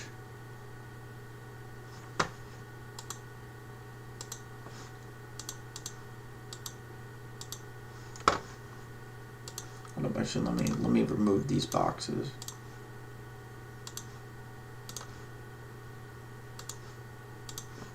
Now, don't get me wrong. There are, for any of those of you who are claiming that I'm being a doomer, what I will say is there are at all times opportunities within the market. I'm not going to sit here and say that the market is crashing, sell out of everything. You will never be able to make money again. I'm sorry, that's just that is not a standpoint I'm taking. Okay, I'm simply saying that the to summarize my sort of little rant here is that the psychology of the market is what will reduce the price overall. All right, if the psychology of the market is pushing it up, the psychology of the market will push it down.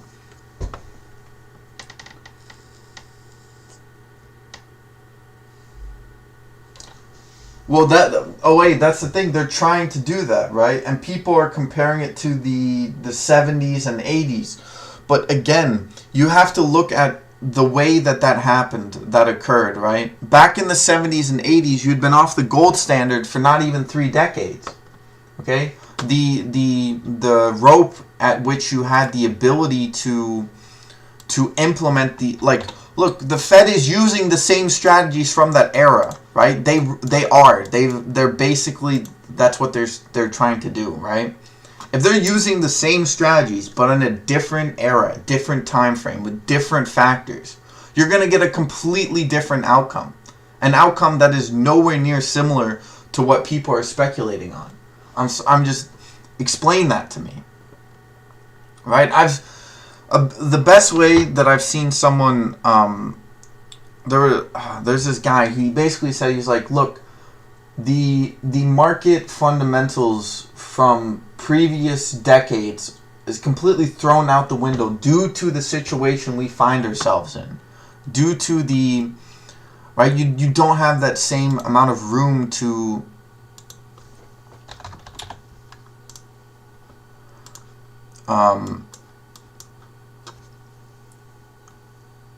you don't have the same amount of room to move around about. Now, the other argument that you could make, for example, right, is that if most of the 490 other tickers are sold off in the SPY, right, and the tech stocks, the big 7, start selling off, right, you can just rotate into the cheaper, lower end, or the tickers that have been beaten down over a period of time. Right, which is a fair argument, right? In fact, you could argue that's what market makers have been setting up for, right? Is that they continue to push, the SPY will get rebalanced, right?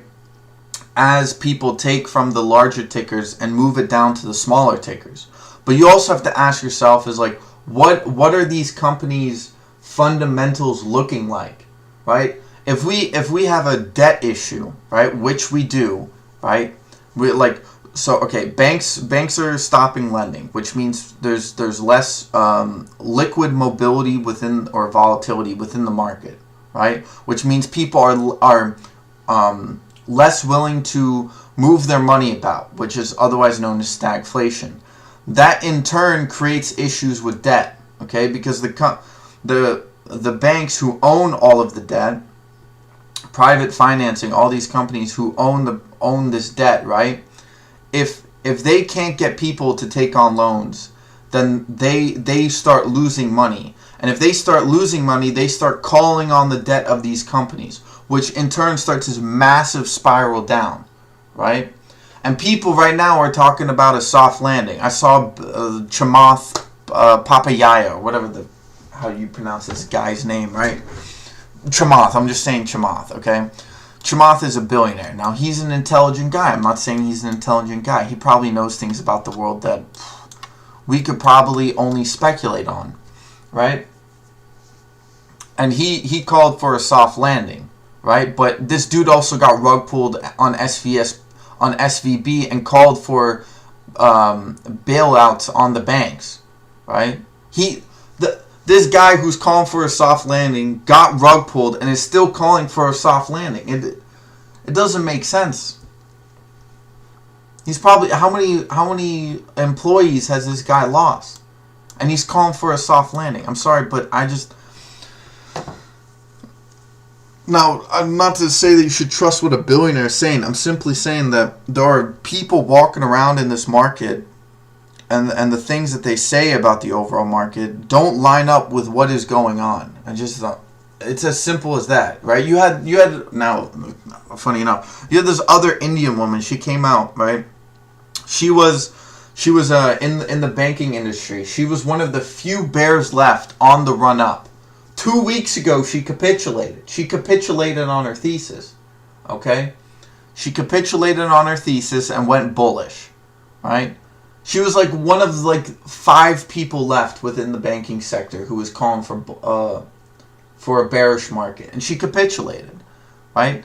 So what does that tell me? It tells me that most of the people capitulated. Have they really capitulated? Are they just lying to the people? Of course they are. But my point still stands, is that they're trying to get the market to think that everything is fine when it's not.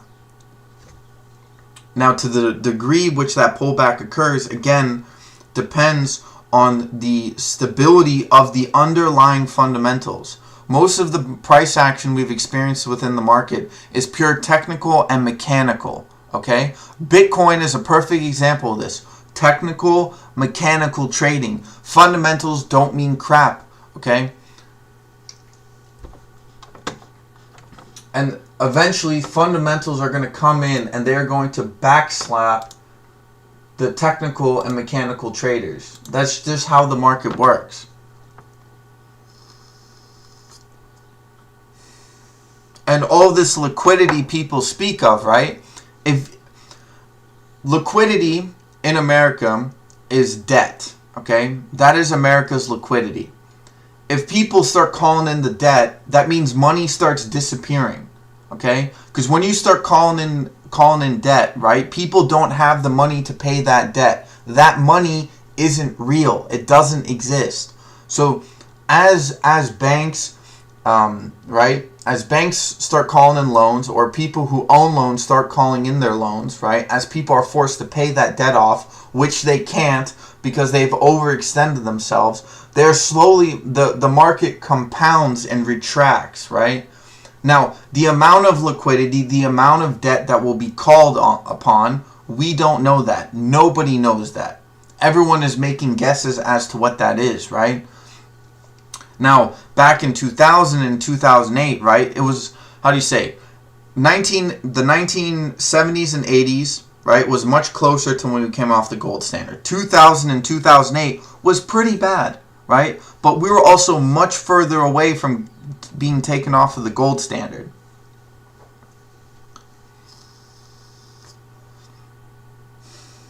Now, 15 years later, we're now even further away from that gold standard.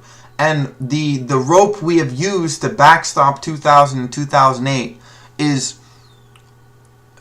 we use the large portion of our rope, right? We're hanging off of a cliff, right? And we don't got much rope left because that rope eventually becomes useless.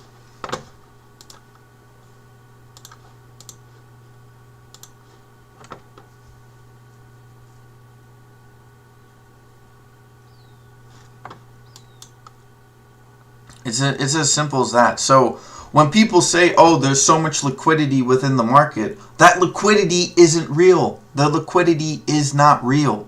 It's not real. It's not. Do you understand, right? People buy an overpriced home and then they take loans on top of that overpriced house, right? So they get more money for an overpriced thing, right? So when that thing goes down, they therefore can't afford the mortgage, right? And if people were actually dumb enough to take a second mortgage out on their house, which, trust me, there are more people who do that than you would even like to imagine, right? A lot of business people do that, which is fine because they can still consolidate their portfolios, which is what they do during crashes, right? And they have liquidity that they can use to spend on the market when it falls, right? But right, like the lower you go down on the chain, right, in the market, that becomes less and less of a reality. So the people at the bottom get crunched, the people at the top get crunched, but they still have something left after they get crunched. The people at the bottom, they have smaller and smaller. Now, psychologically, what also happens is they get screwed over. Now, as the SPY continues to move up, yeah, cool.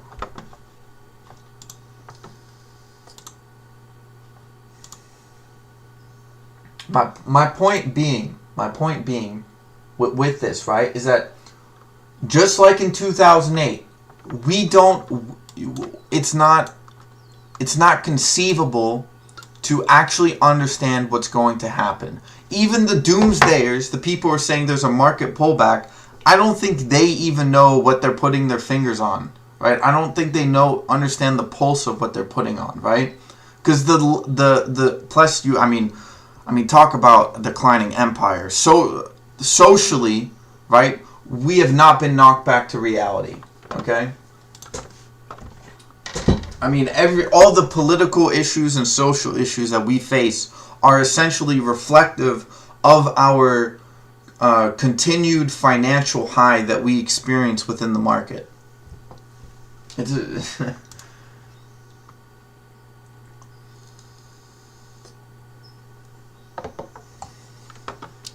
and I mean, bro, I got homies in Germany, and they're telling me this is the 1930s all over again, man.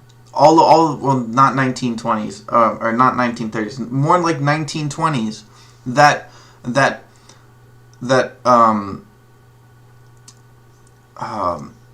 cultural subconscious is starting to boil in Germany. Okay, now in America it's happening as well. We don't really talk about it, but it's happening. And that mechanism of the cultural subconscious boiling up is not something that it should be, at least if you want to be stoic about it, right? If you want to be a stoic individual in regards to understanding that mechanism, you understand that is not something that is there in a form of something that is necessarily bad. If anything, it's a defense mechanism of the cultural subconscious.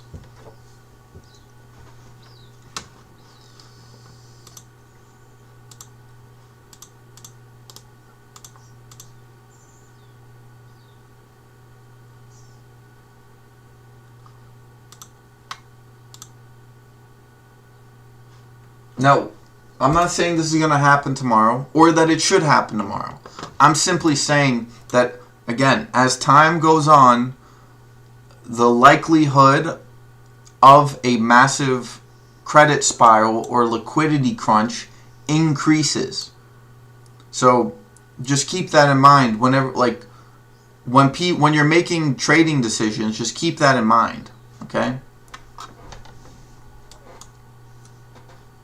Now that seems fairly relatively obvious, right? And you were like, why are you saying that? Well, if it was so obvious, we wouldn't be in this situation in the first place. So it's as simple as that, okay? We wouldn't be here if it was that obvious. And that also means that even you and me, right, fall into that trap. That is the reality of the situation. Because we wouldn't be in this trap. Now, obviously, the people in here are trying to observe the market in a manner that kind of guides us through and around this scenario and this situation. At least that's my hope, obviously. But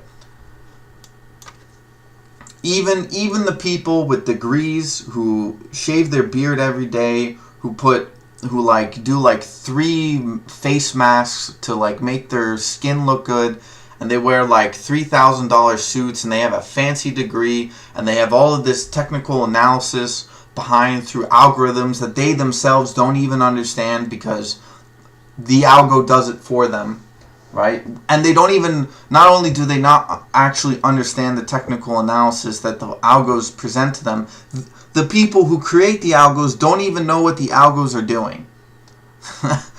So all this hype on this AI bubble is in fact a perfect example of the state to which our society is at.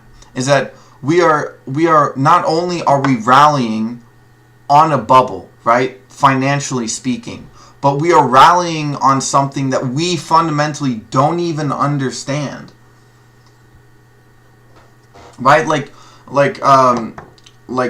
take 2000 for example, right? When we were rallying on the internet, all those people who were buying into the .com bubble, right? None of those idiots understood what the internet was. None of those idiots understood. Now maybe today they do a little bit better, but they don't actually understand what the internet is. And you can now go into a crypto conversation if you want to with this, right? Some people would argue that crypto is a hedge towards this type of behavior. But I would also posit to you that Bitcoin, right, will not change anything. Cryptocurrency will not change anything because it has nothing to do with the monetary system on which we rest our psychological principles, our behaviors on top of.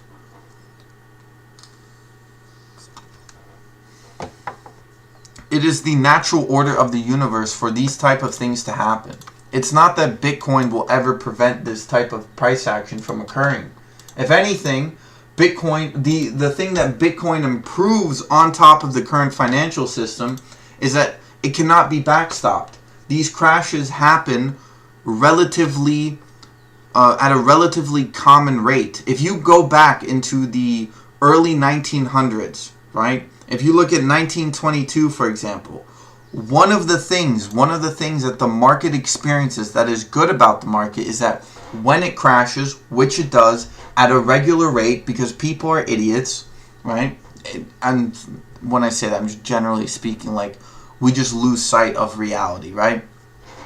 One of the advantages back then, right, is that when the market crashed, right, it would recover just as fast because nobody was trying to manipulate the situation. That is what Bitcoin offers. Bitcoin does not offer a quote-unquote safe haven in regards to your finances, right? People are going to get screwed over by crypto. To think otherwise is ignorant of the situation.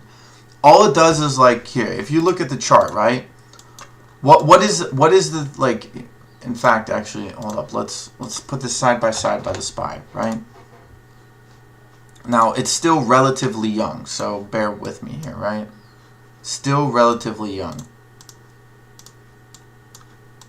But what is the major, look, in 2017, 2018, and in 2019, when crypto pulled back, right? It pulled back hard from 13 down to like 4. I mean, you lost 60, 70% of the market value from 20 to, I mean, that was even worse. I mean, from 20 all the way down to 3. I mean, you lost close to 80, 90% of the overall market, right?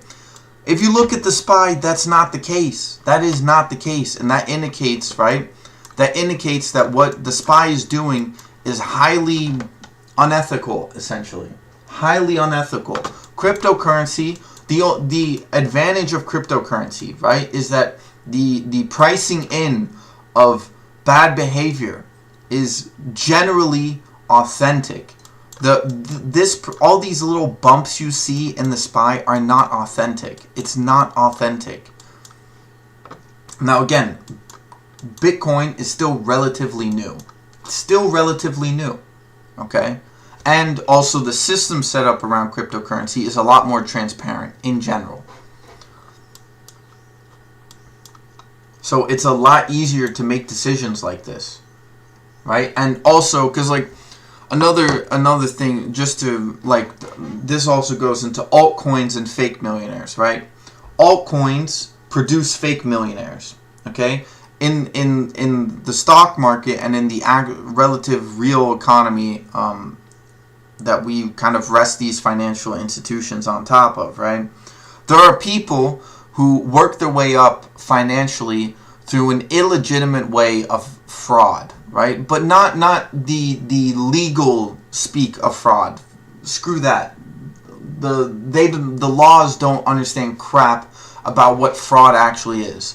What fraud is essentially building a structure, a geometric structure, on something that if you put pressure on it would not hold up, right? If you're a carpenter and you build a chair and you sit on the chair, right, and the chair collapses because you sat on it because you didn't make a good chair, that is fraud, okay?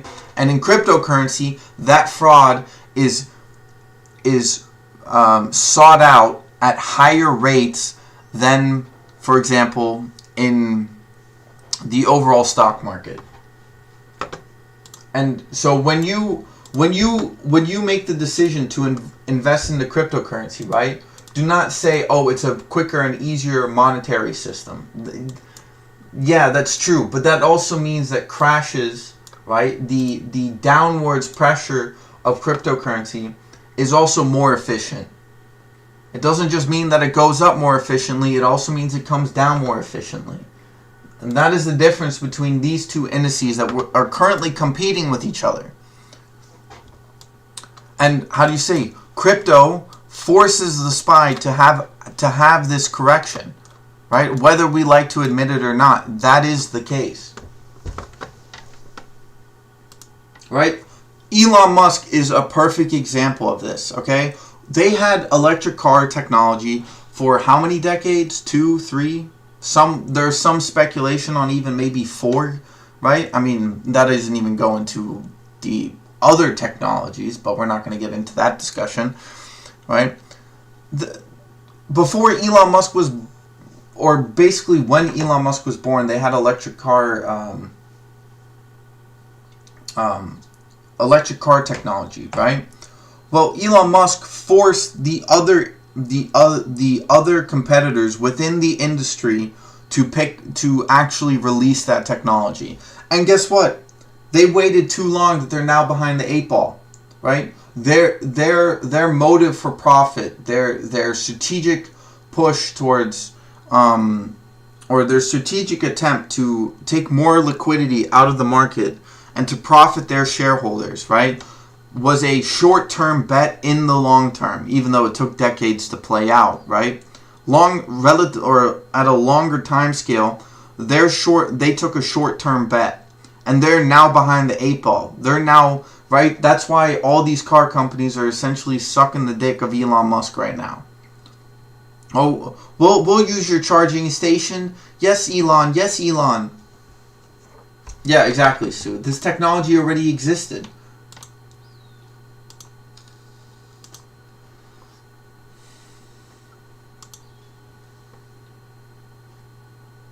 Please give us your charging stations, right? And that's exactly what Bitcoin is doing to the SPY. Now, obviously, there are regulations coming down on Bitcoin, but the market of Bitcoin is ever growing, right? It is essentially a reflection of artificial intelligence and human consciousness, okay? The SPY is not whatsoever. It is, but in a much more inefficient manner, right? Essentially, the SPY is like the horse and Bitcoin is like the car. The horse still rides. You can still ride the horse. It still gets you there quicker than walking. But, I mean, the car gets you there faster.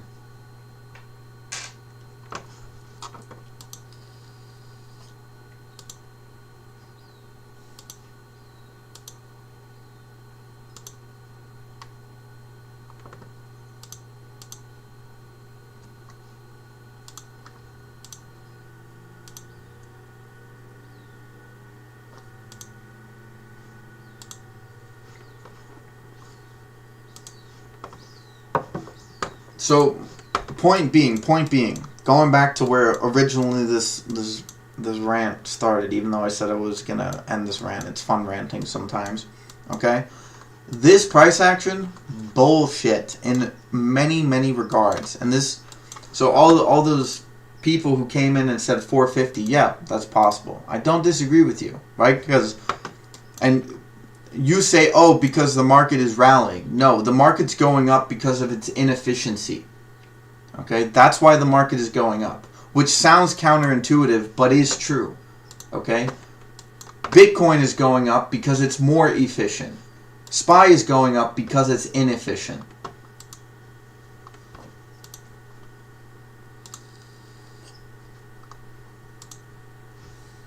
And that's why my speculation, for example, right, eventually what you'll see is you'll see the Bitcoin and the SPY detach from one another, right? I think that's also one of the reasons why you have BlackRock, Vanguard, Hong Kong all starting these cryptocurrency ETFs, because they understand this, right? And what they might even try to do, right, because right now, like even technological change, right? For example, right? The car in the United States could not be advanced at a, well, sorry, let me rephrase that. One of the reasons why German cars had an incredible advantage over American cars for decades, right, was due to the infrastructure of Germany. It wasn't until the United States took in engineers and scientists from Germany, applied those principles to America at a mass scale, that American technology could pick up and at some point, arguably, which I don't actually agree with, compete with German technology, which is still not the case, right? the condensation of geography and or the condensed geography and population of Germany, right, in regards to its technological advancements, right, is one of the reasons, for example, why America why do you think Germany and Japan are advancing in car technology relative to the United States? Due to the condensation or to the condensement of their population and of their geography.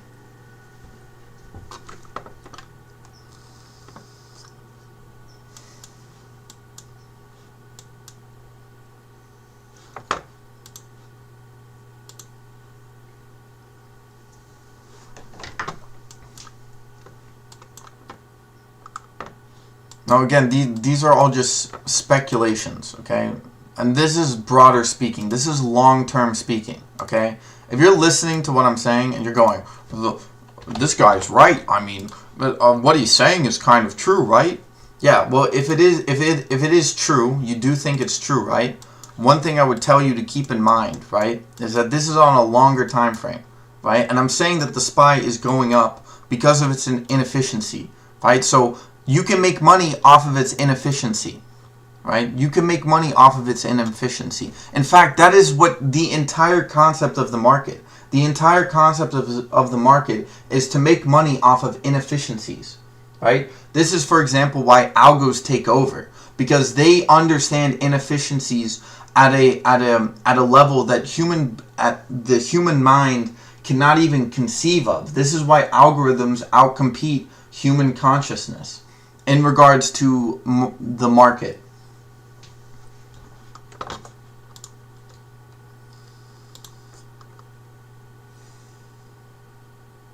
But the algos themselves also are dictated by human consciousness to a degree, of course, to a degree.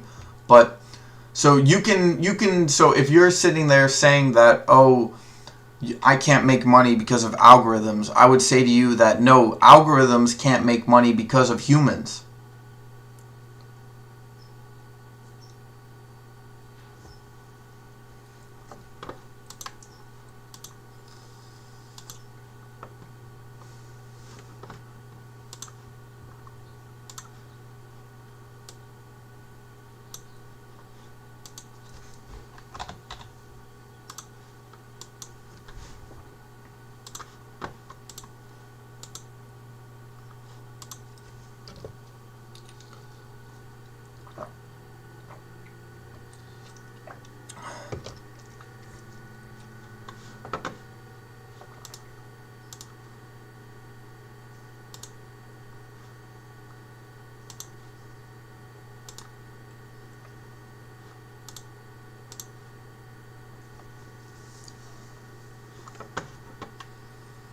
But yeah, I'm sure I lost some lines of thought in that rant. Okay, my energy has been back to normal.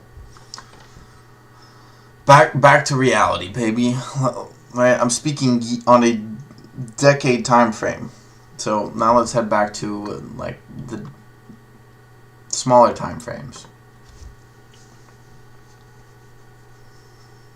All I would say is, on shorter time frames, is that, and shorter time frames are relative, right? So what I would say in regards to shorter time frames is stick with fundamentals. Fundamentals will get you further than playing these sort of mechanical and technical aspect of the market.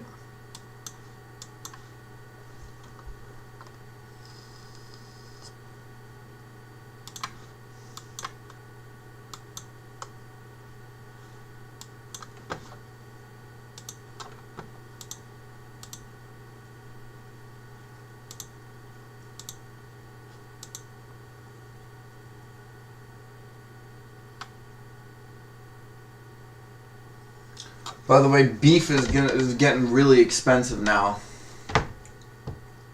Man, even pork is going up. That's not good. Do they have a poultry? They have lean hogs, feeder cattle, live cattle. What's feeder cattle? Definition of feeder cattle.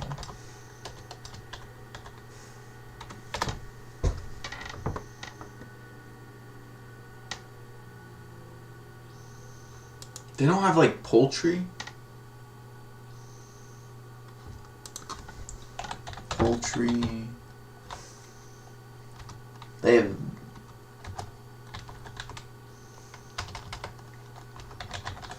Don't they have egg futures?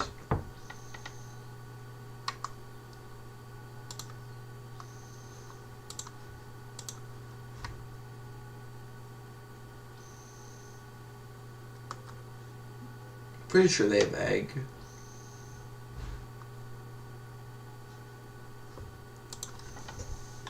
Egg futures.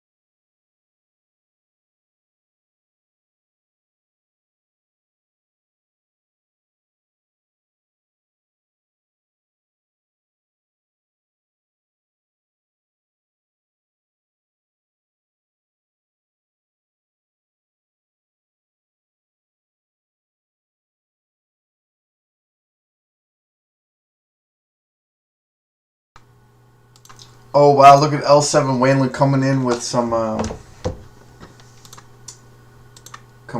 beef here. We're gonna end this pull right here. It's a terrible buy. Look, people have been buying into FNGR before. I believe Joel has like a $2 average, so let's take a look. So we should take a look. I haven't looked at the market in a little bit.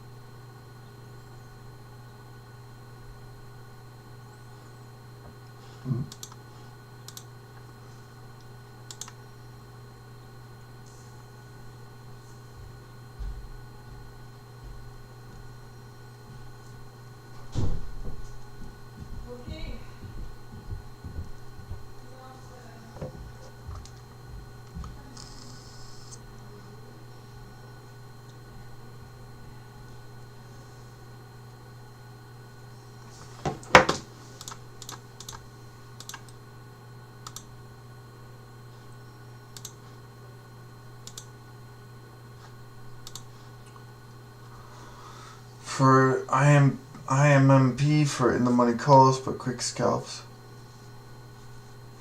See, SWN is a good ticker. Done some research into that one. Is undervalued.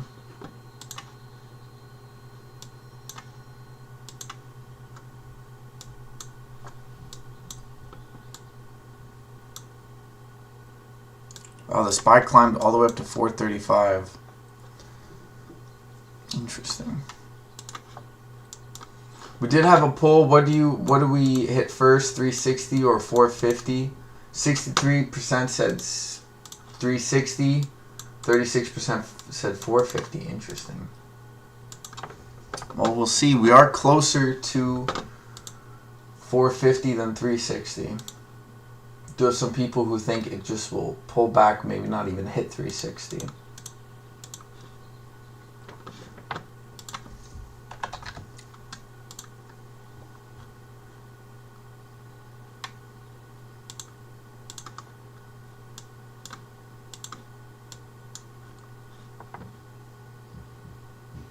NEO up 10% today.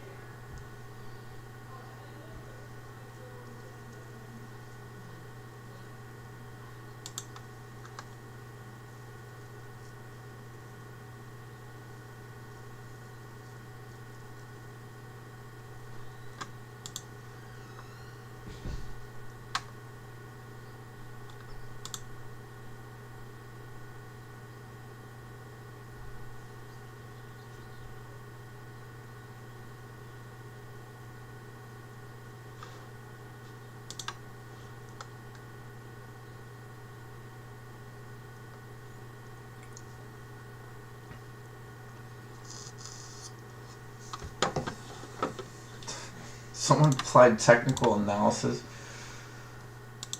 to unemployment. That's hilarious. Where's the chart?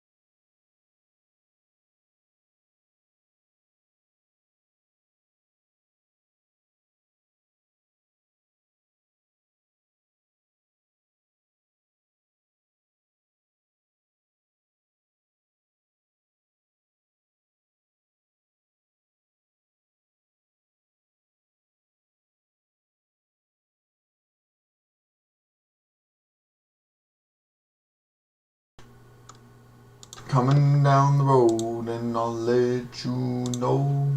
Nothing but me and you'll see. Man, this market is slow as hell. See, VIX, oh wow, look, no wonder. VIX is back into the 13s here. Let's actually take a quick look at the VIX.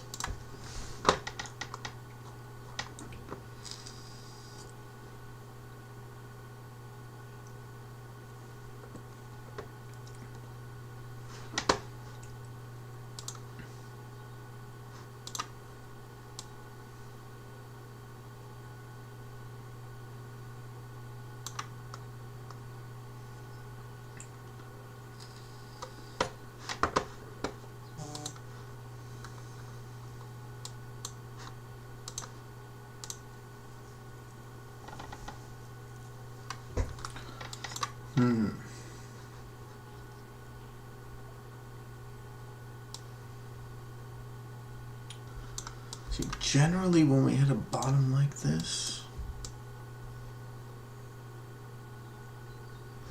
4 weeks, we've been there 5 weeks. The longest the VIX has gone down is 1, 2, 3, 4, 5, 6, 8.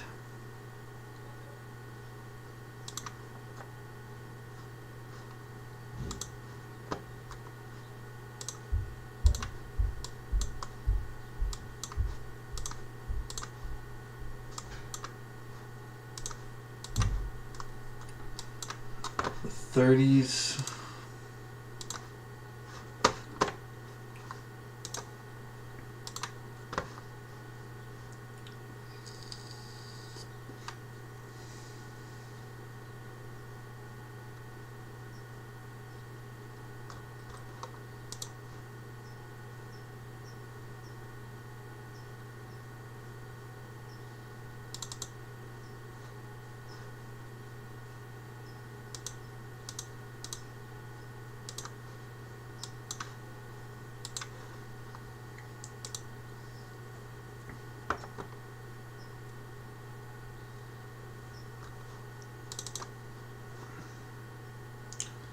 XPOF is down 38%.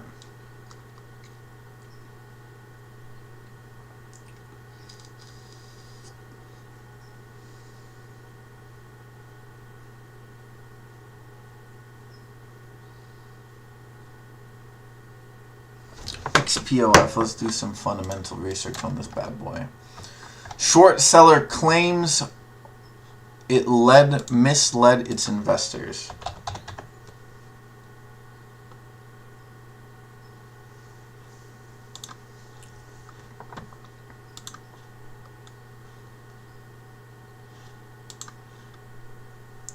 Yeah, this company is way overvalued. Who decided to pump it up to a market cap of 763 million? No wonder this thing's going down. Applied Digital, APLD. APLD, it sounds familiar. Applied Digital.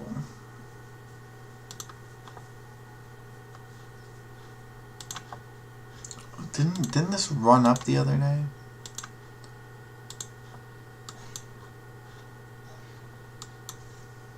It's currently bouncing off of the 1 hour 400.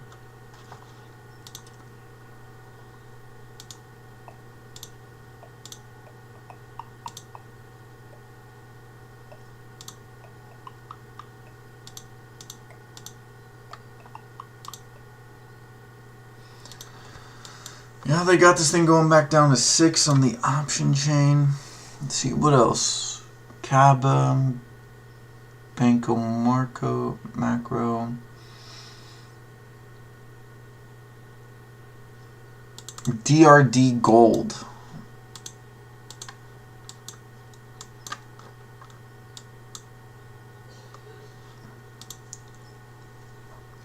Down 4%. How much is gold down?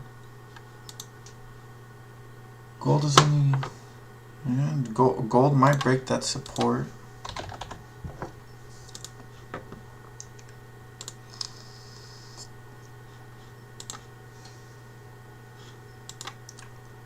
Oh, what? No. Hold up.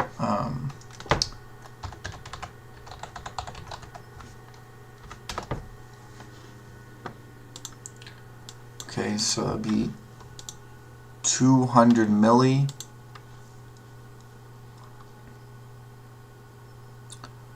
So that would be that'd be 500 milli.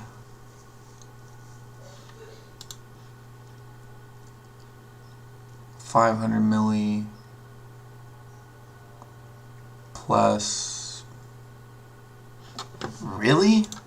Am I missing something?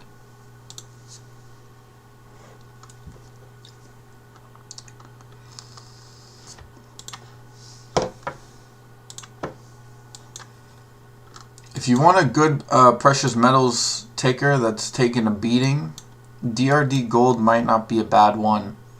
It's South American as well. I'm going to add this to the list.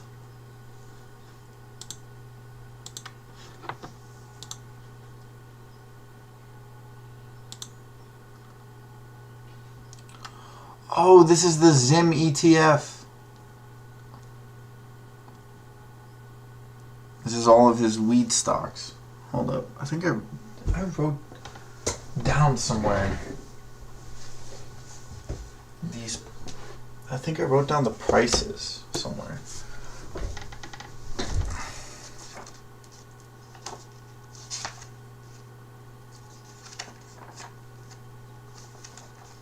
Oh yeah, I put it on the thing. Okay, let's do.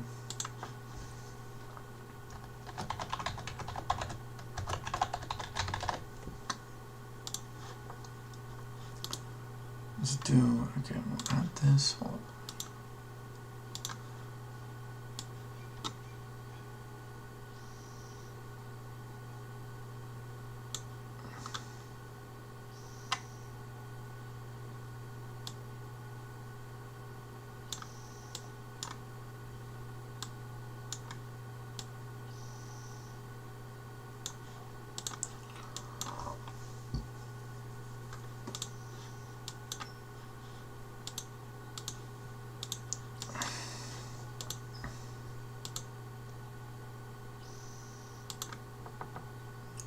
Oh no, the ZIM ETF ain't looking too hot, guys.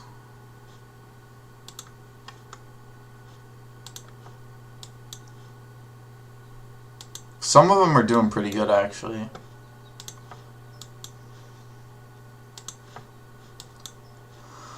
Some of them not so much. Could be a good dip opportunity here. Probably want to wait for the culling. See, goddammit, all my stocks are going up. Well, this is not necessarily a bad thing. How is DRD so cheap? Harmony Gold Mine. What's up with all these gold tickers going down so hard?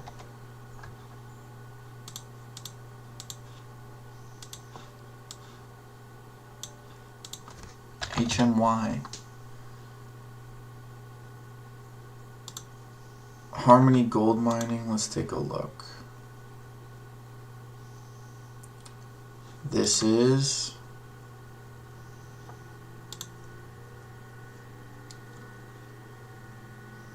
mainly South Africa. This is an African mining company.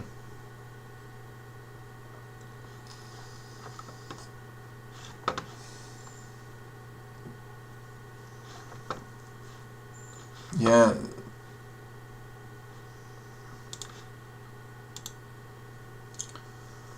Okay, let's look at South African Rand. Okay. I don't have the ratio stuck in my head here. Not great, but not terrible either. So they have, what's their assets? So they got 2 billion cash on hand. So that's 100. So it's 0.5, right? Yeah, 0.5 1.5. So 1 bill in South African rand is 50 milli.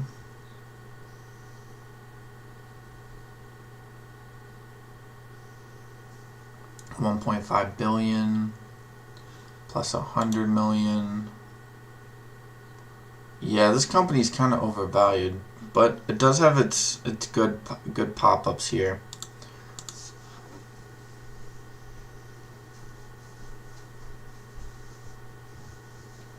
%, wow. No, I mean, yeah, but this pullback is wild. DRD Gold. I don't know about Harmony Gold Mining. I'll add it to the research scanner watch list, but I'm not a big fan of it. Yeah, all gold tickers are down today. We got the Tower Semer TSEM.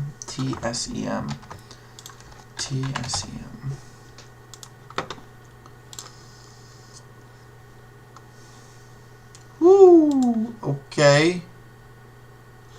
Okay. Give me that money, baby. Give me the money.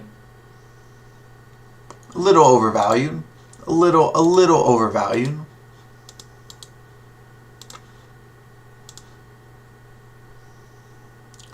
I would say this is more of a buy zone. Like, if TSEM gets down to like 28, I'd buy it.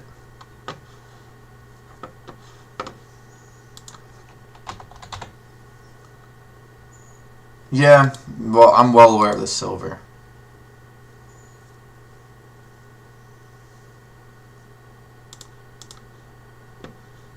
Damn. Damn, bro. Damn. Oh, we got the W bag. Nothing but.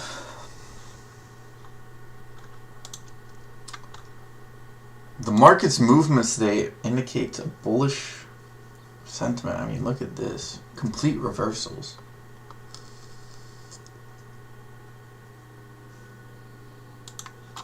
Google is lagging.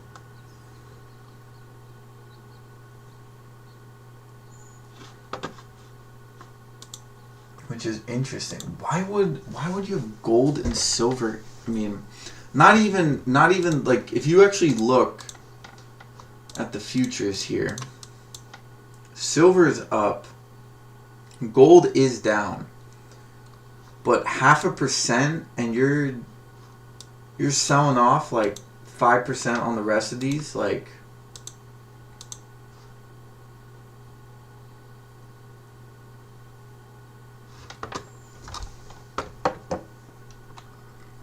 NVAX.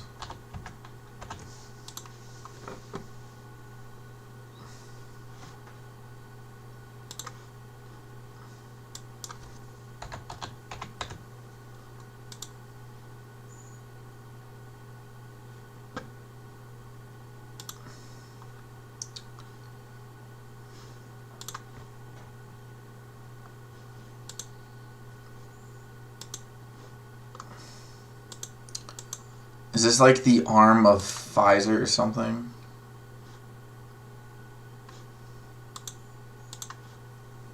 God damn. This thing ran up to $331.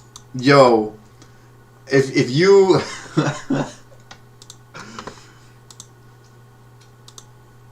if any of you guys want to bet on them releasing another virus, NVAX could be the play, because look at this chart, dude. Holy crap. I mean, you're talking 17x return here. I mean, just based off of this price action, holding this ticker might not be a terrible idea. Yeah, but I mean, look at 2015, bro. I get that. Look at 2001. This is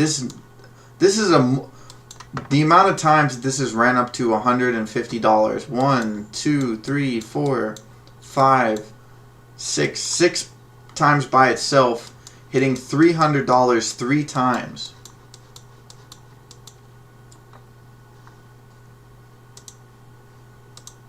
If you... this would be like a... you could use this as a hedge during like COVID or during pandemics, quote unquote pandemics.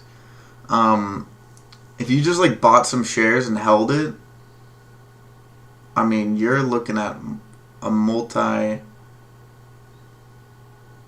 Damn, if you bought the low at 357, I think that's a 10,000... No, is that 100,000 return?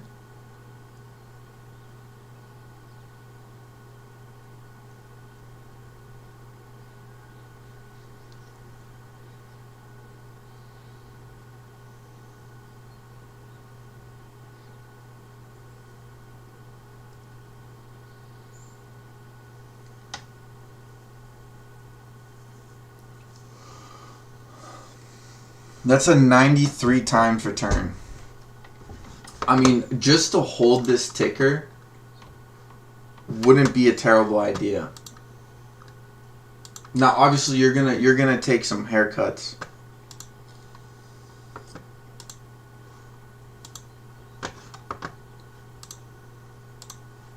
But I mean, if you like did like a little bit of a starter position on this bad boy.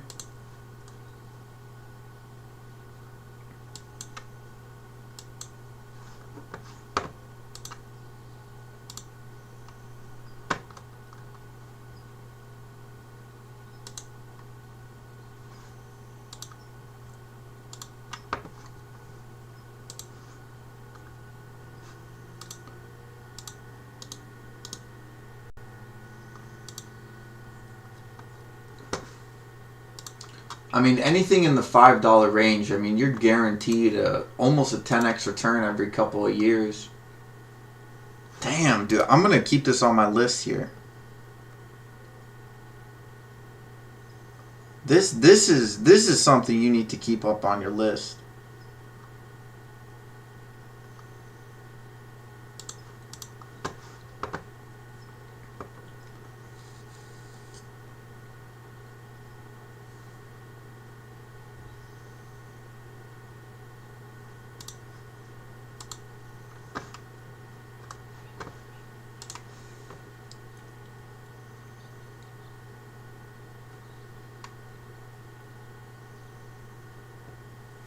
Dude, all of these gold tickers are down, man. You gotta keep an eye on this shit. GFI. Goldfields. Also an African company. See, they do this in US dollars, but they have a market cap of what? Hold up. 237. So that's 12 billion. They got a market cap of 12 billion on this bad boy.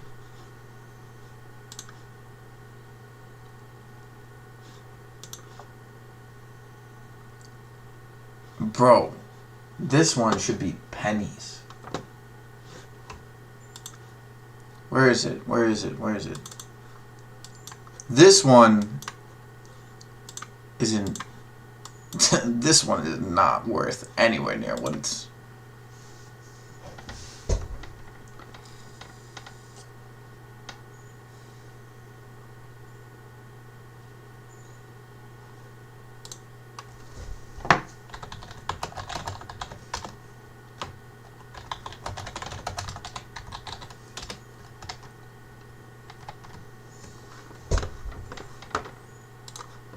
They got this pegged at 12 billion market cap. Dude, this company probably ain't even worth 3 billion. So, let's see. Yeah, it's probably worth about $4. Yeah, you can see. I mean, this thing goes down to 172. I mean, this is... Even during 2006, this was the high. Now you did have a little bit of a pop, so probably gonna trade here for a couple of months. This would be a good one to short actually. Goldfields, GFI would be a really good one to buy leap puts on this.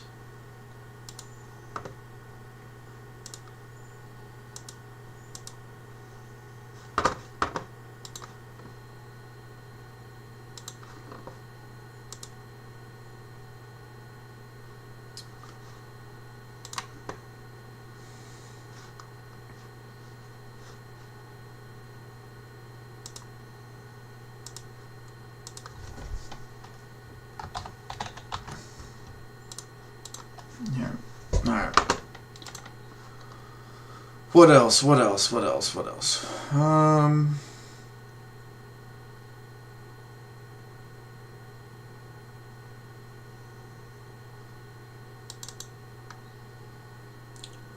Impala Platinum Holdings. Oops. IMPUI. So these guys mine platinum. I believe this is also South American company. South African. So they got this bad boy pegged at 5 billion.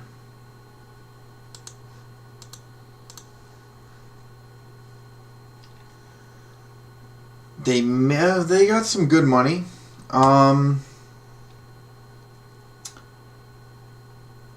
See, you're making 30.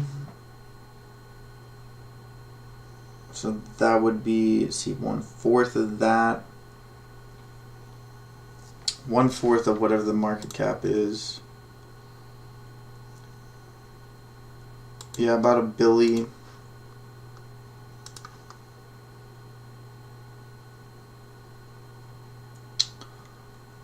I'd actually say IMPUY would actually be undervalued. Actually looks a whole lot like silver right now.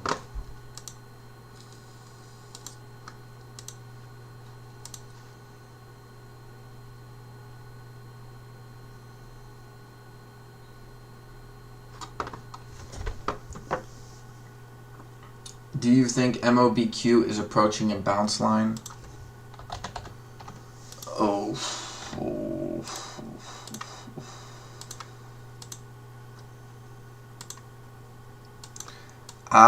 Okay, I've seen this before. Okay, you have support at 13.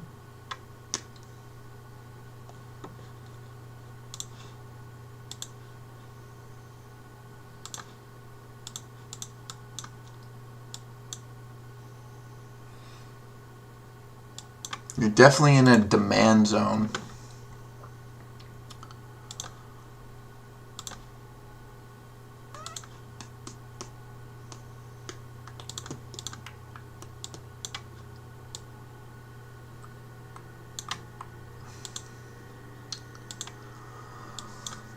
This is the chart I got set up, bro. I don't know. I mean, risk to reward wouldn't be bad.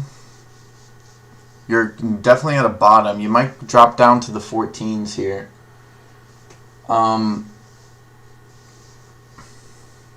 ACIU dip.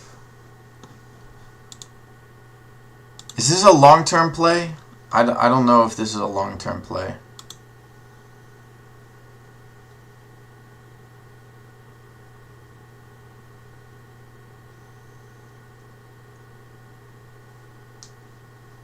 Are you still adding on FN? I think FNGR might have a run up to like 6, so that might be worth it. I think Joel will get paid out on FNGR. I would wait, bro. Let's see how it holds this 260 level. It's definitely a support area. You do have some buying pressure, but if you wanted to see a reversal, you want to see that buying pressure continue. Spec swing, yeah. I think the upside is greater on MOBQ than the downside at this point. I've seen this on MOBQ, their fundamentals kind of suck, don't they? I haven't checked in a while. Let me see. Let me look at their fundamentals. The fundamentals aren't terrible. Seen better. They're. You know what, bro? You know what?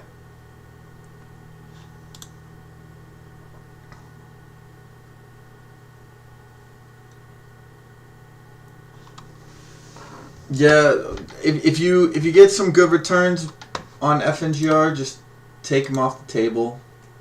I know you've been adding, but just keep that in mind. MOBQ, bro. This reminds me a lot like Kraken. Like here, I'll show you Hatter.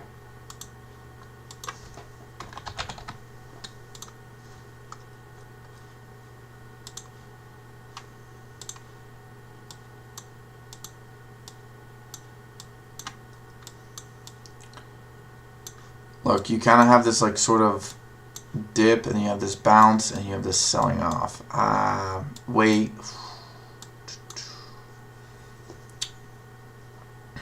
Did break back into this demand zone. Where was it? Where was it?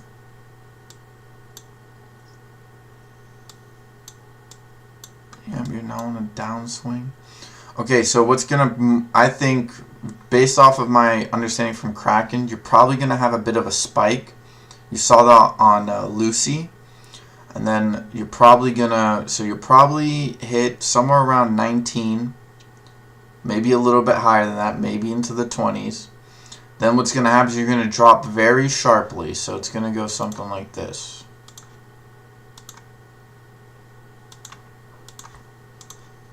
You're going to pop up, you're going to pop down, you're going to head lower, you're going to enter into this demand zone, further into the demand zone. Now you might actually break this support here. You might head into the lower half of this. Once you hit into the, once you get around this 10 cent, once you get into this like zone right here, like something like this, once you get into like here,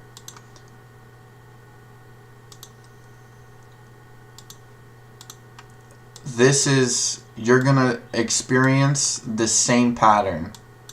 So you're probably gonna see something like this. So something like this. Alright, because you also have that volume. That volume might be a bit of an issue, but yeah, you're gonna experience something like this. Depending, now I've just rechecked the fundamentals. Honestly, not that bad.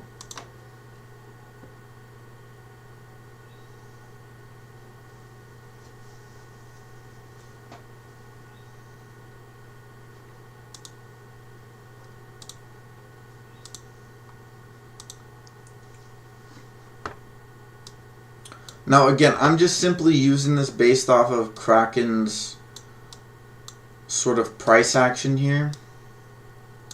Speaking of, Kraken actually might, Kraken looks like it actually might have a swing up in it.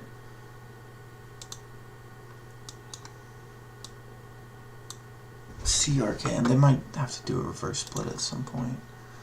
Hold up.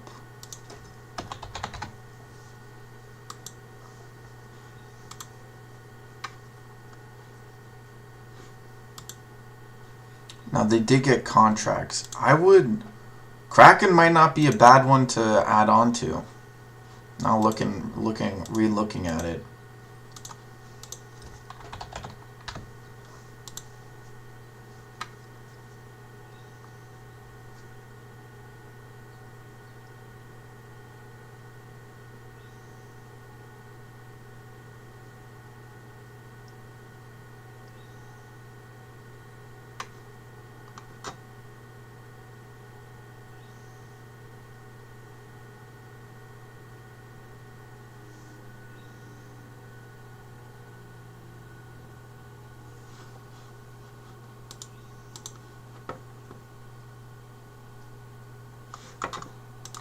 Let's take a look at it. ACIU.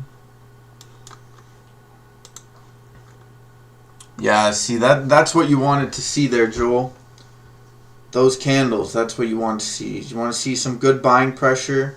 It does 2 indecisive candles in a row, so I'd be careful with it. You also have volume dying out, which is also another thing to take into consideration.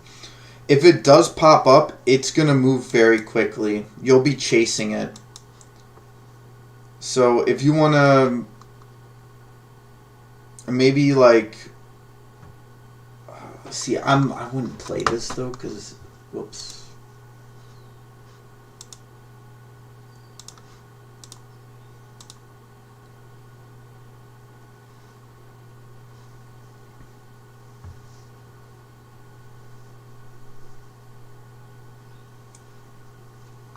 GTII. What's your average on GTII? Is that still going on?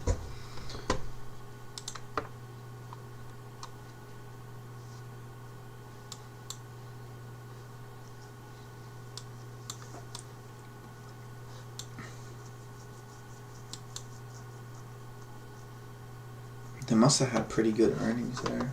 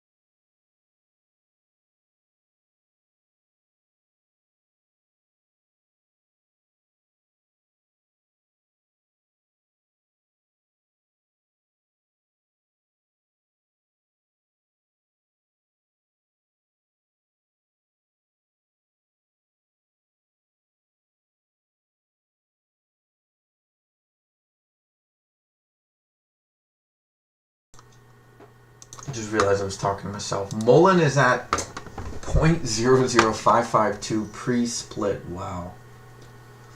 Once, see, ARK has covered GTII for a strong minute. He must be in deep.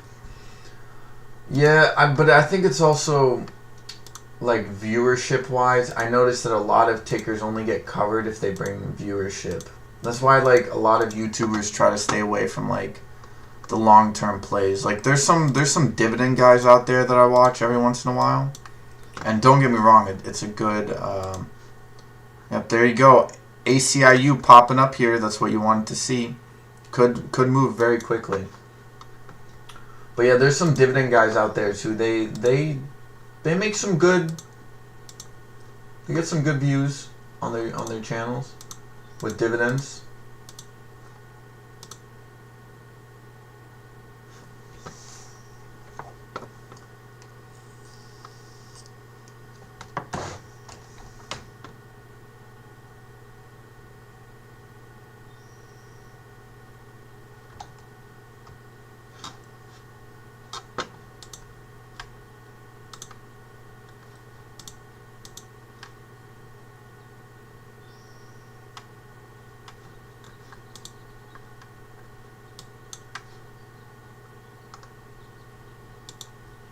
Man, the SPYs had a good day today. Rallied to 435, filling that gap.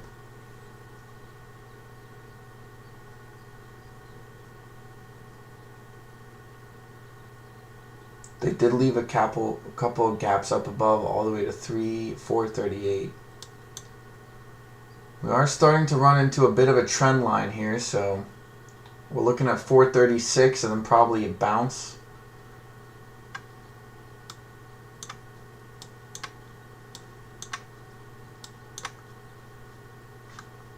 Hold up, I think I need to expand my fractal here a little bit.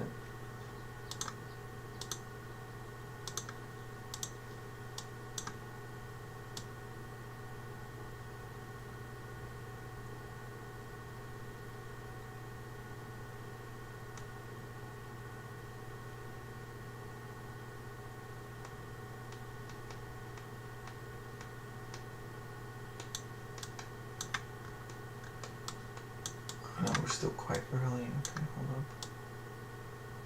We're like right there. Oh wow, that fits on my lines perfectly. Yeah, okay. See, that makes a whole lot more sense.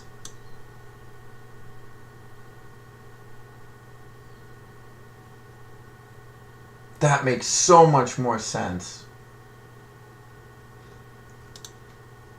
Okay, my fractal's off by a couple of days.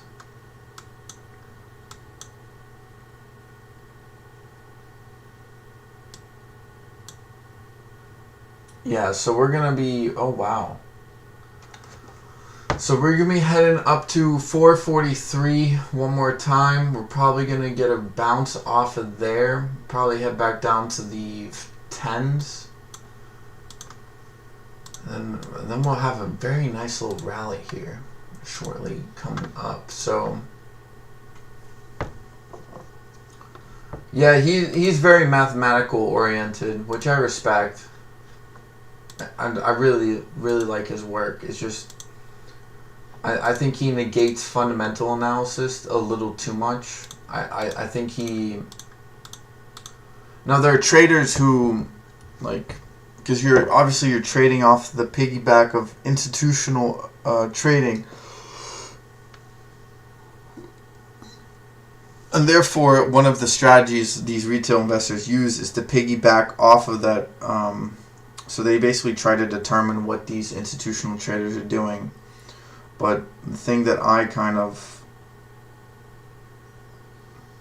I think fundamental trading is stronger, because I think regardless of intraday and short near-term price action, a lot of that can be negated by simply just buying dips, taking profits at certain prices, and just being patient.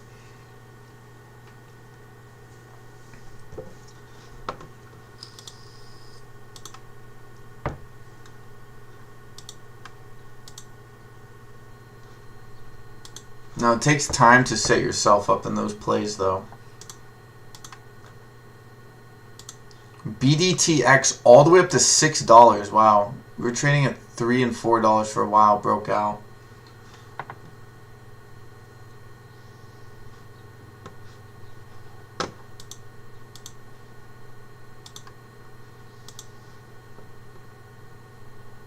Mullen is a decent company.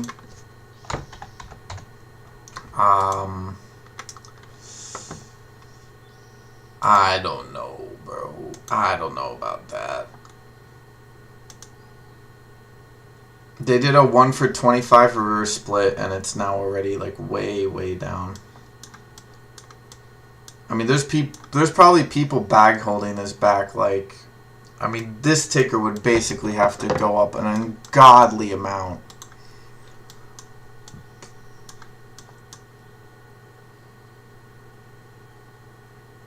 I mean, to get it to its absolute high, you essentially, I don't even know how much percentage that would be. 35.6. Divide that by 0.13. I mean, you would have to go up 273,846 times to get to its absolute all-time high.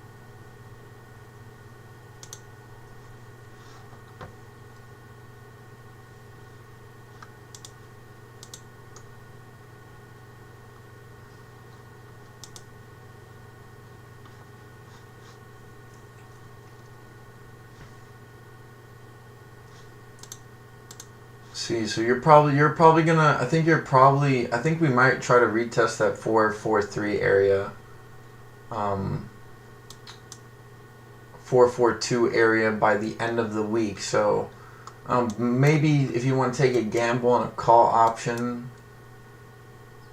a little bit with a leap for next week, 442. How much would that cost on the SPY?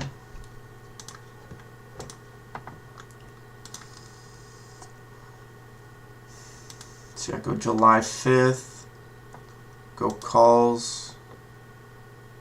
Yeah, they got those bad boys loaded. I mean, they're already up 100%. Tomorrow they'll probably be up another 100%. Those calls are getting cheap.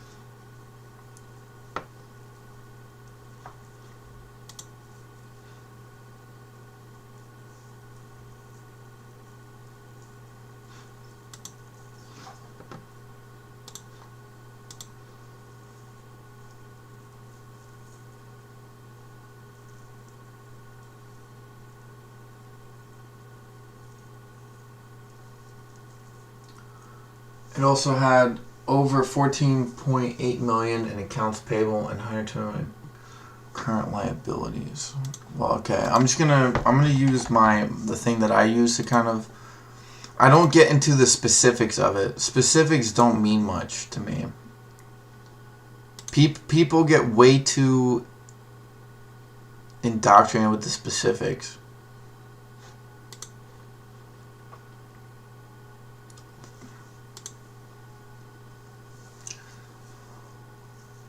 I would say if you're willing to put a couple of thousand in,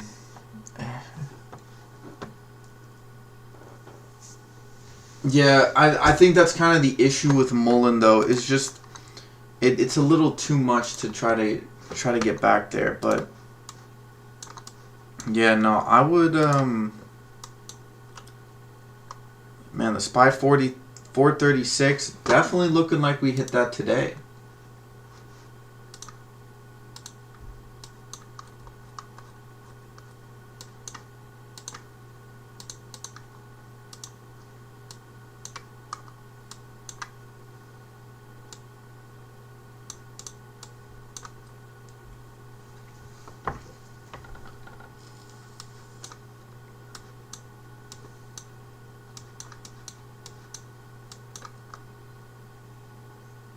We got resistance of 436.28. Actually, no, hold up. If I follow that line, 436.34. Sorry, that's what it's looking like right now.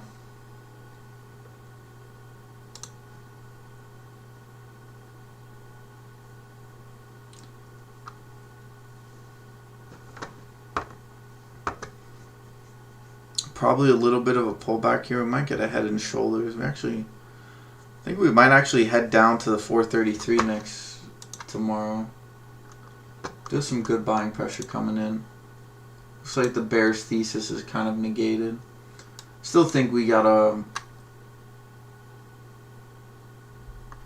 Wow, we might actually pop over that.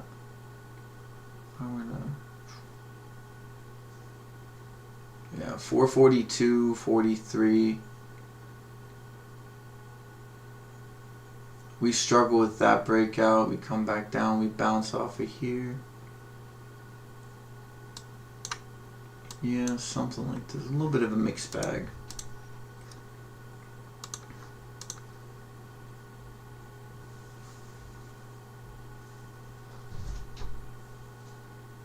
Hey, what's up, Robbie? The most recent quarter showed that the company had over $81.5 million in expenses, down from the previous $83.2. It has spent almost $1 billion since 2020. Yeah, see, man, but like that's the thing. A company. I don't know who or what the story behind Mullen is necessarily, but if you got to spend $1 billion on a company and you still can't be making profit, bro, right? I mean, you're indebted to people.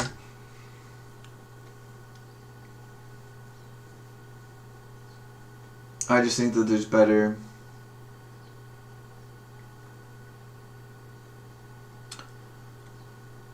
Yeah, but Tesla almost went under. That's the thing. Right? The turning point for Tesla was 2008. Right? I would say Mullen, like especially in this market, if Mullen can survive this market, I would say it's a go. If Mullen is still alive in, I would say, a year and a half, I would go all in. Not all in, but I would take a position.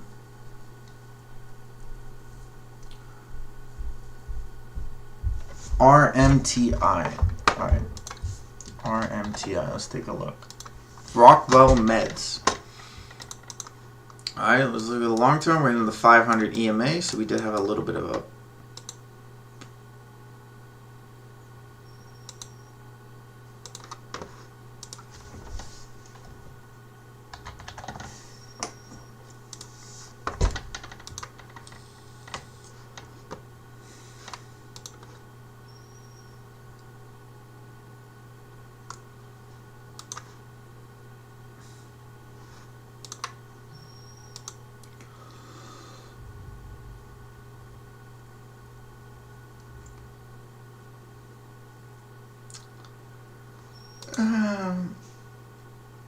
Robbie, whoa, what side do you want to play? I would say it's going to pull back, but fundamentally speaking, it has potential.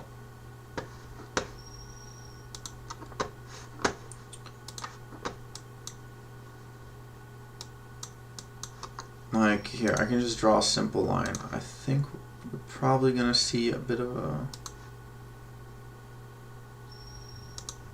right there and right.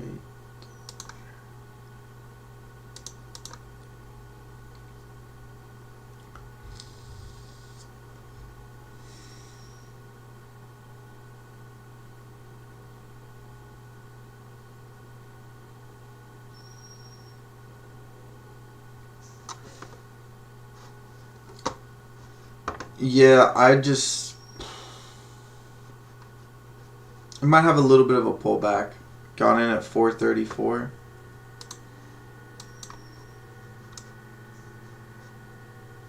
Did double bottom here. That's good to see. Double bottom there. Had a pop. Then it major double bottomed. Had continued its upwards push. Selling pressure with another double bottom. So yeah, I think you're looking... I don't know how long you are long, but yeah, you can make some good money off of it.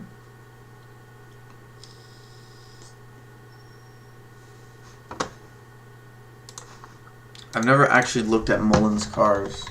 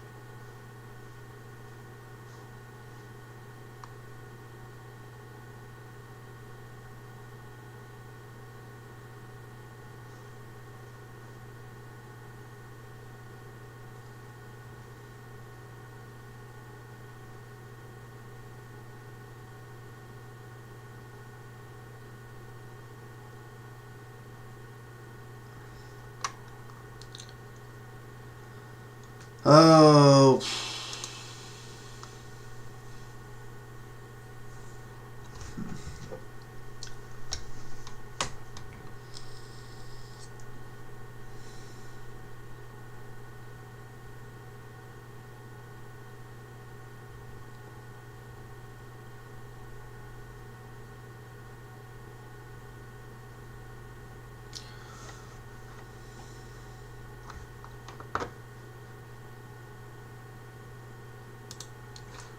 Alright, let me check out the battery.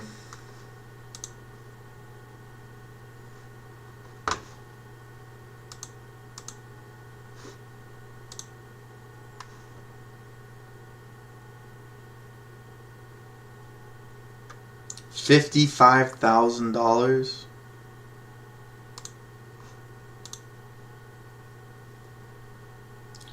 Okay, so they have retail products launch in late 2025 with customer sales in mid 2026, followed by Mullen 5 base and touring models. You will be contacted by a Mullen representative.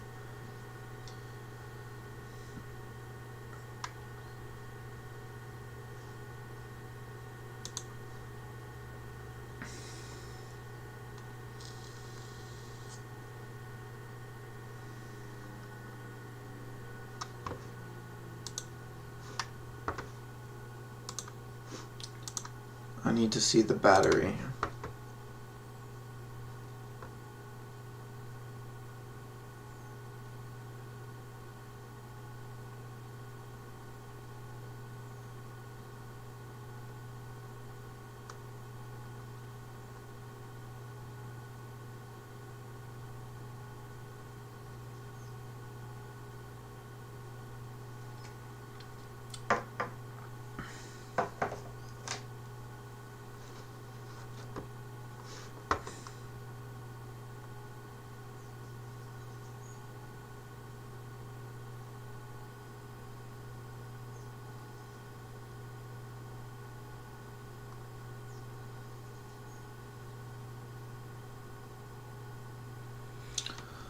Bro, I mean, this is a long play, bro. I mean, you're in it for, this is like, you're in it for 3 years.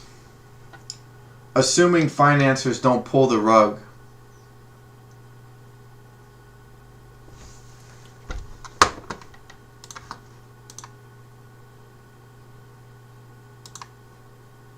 Yep, there we go. That reversal's in. Definitely attempt a $3 push here. Might probably see a little bit of selling off. Probably going to trade sideways and down from here.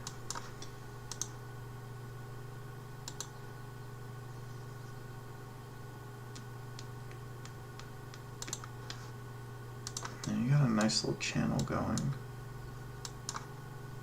Hold up, let me... One thing I'll give credit to. Yeah, you're over this channel.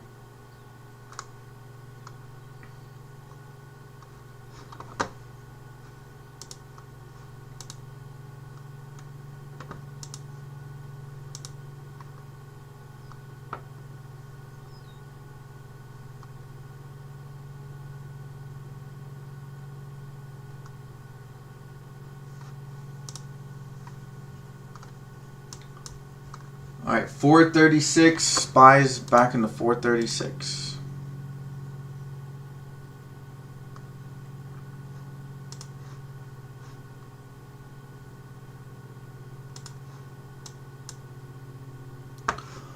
I would simply say that the risk to reward ratio for Mullen is, it's incredibly high. Like, incredibly high. I mean, it's the equivalent of like buying 0 DTE SPYs. Probably riskier than that. Because, especially with how the financial system is currently operating on, I mean, all you need is people to pull their money out of... Alright, if you go through an economic crisis, people start pulling out their money or reduce the funding.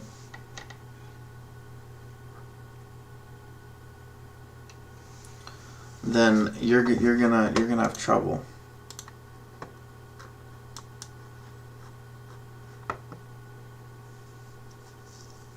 Yeah, good volume out at the open.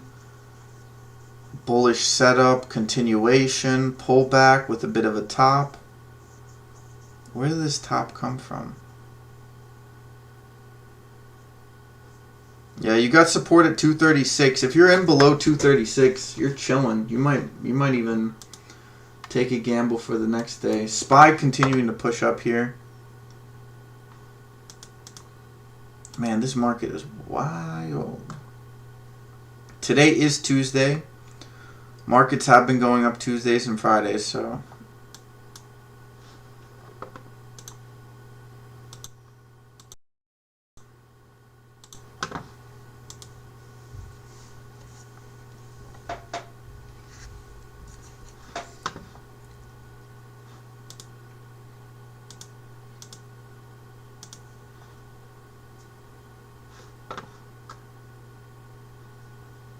do have a bit of a reversal candle forming. Keep that in mind.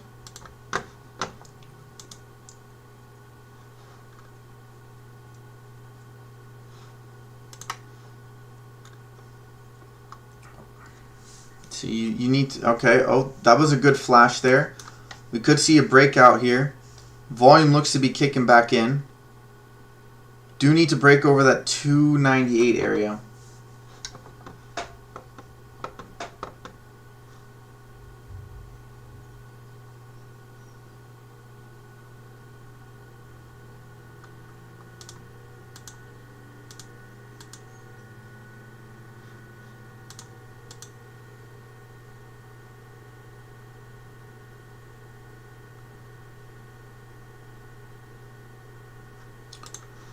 QBTS 206. Anyone load up on those dips? 147 all the way up to $2. 30% return.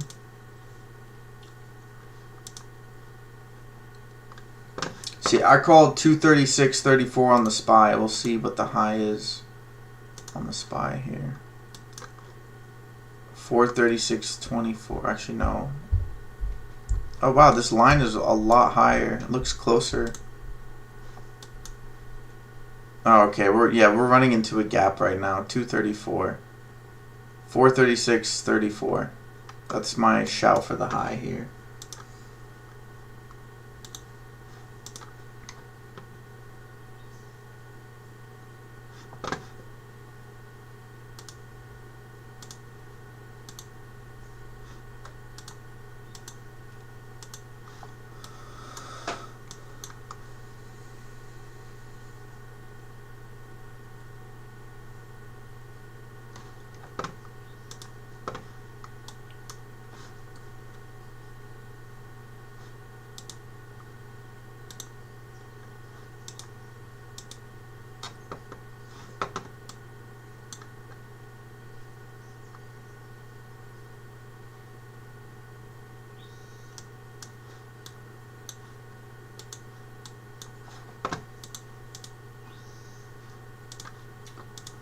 We are still climbing up.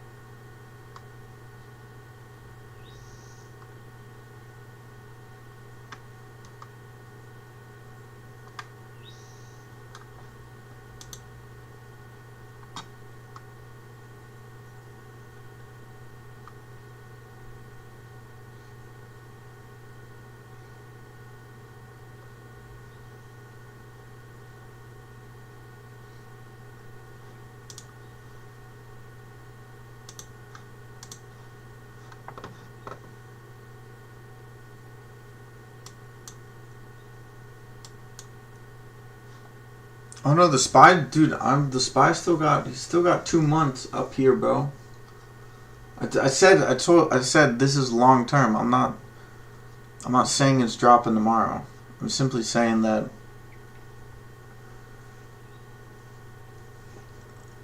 my little rant this morning was simply just about the overall market, just the entire system. Okay, it wasn't about specifically the SPY. The SPY is just a representation of the overall market. If anything, I think the NASDAQ the Qs are probably a better representation of what the market is doing. Or at least it's a better representation of kind of the delusion.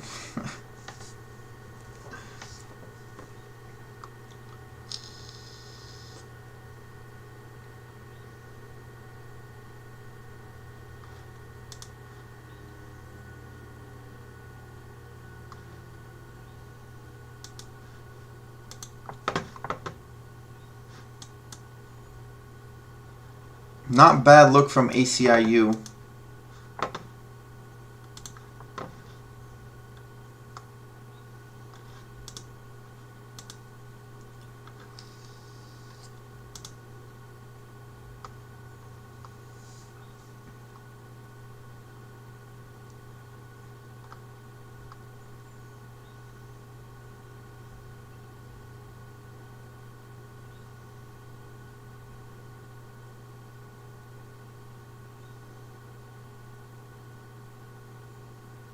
Correct me if I'm wrong, but hasn't hit 380 since March.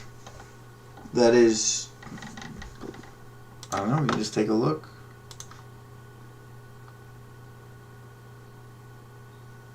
Yes, last time was mid-March.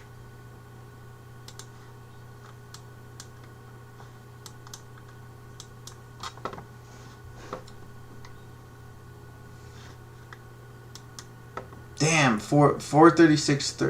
I think my other one, what was my first one? I said 24 or like 26 or something like that. Whatever. I got the range right. I was off by like less than a dime.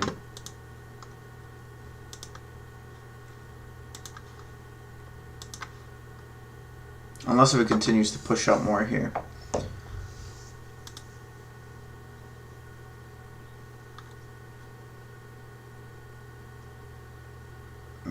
Yeah, I'd be careful on ACIU. Did have a little bit of a double top there. Might have to do a little pullback before it continues up.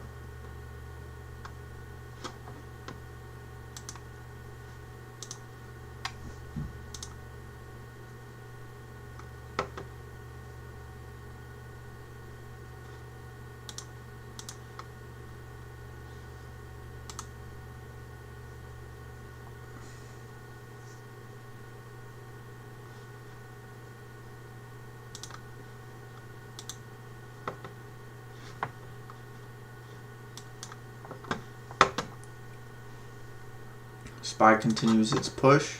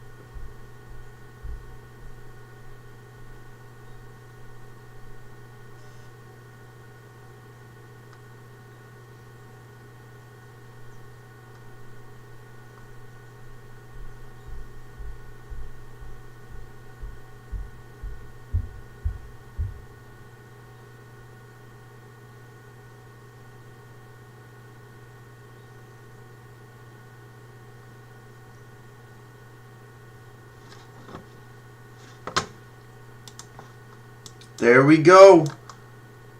Breaking that 298. Looking for a new highs here. 309 currently on this run up. 310.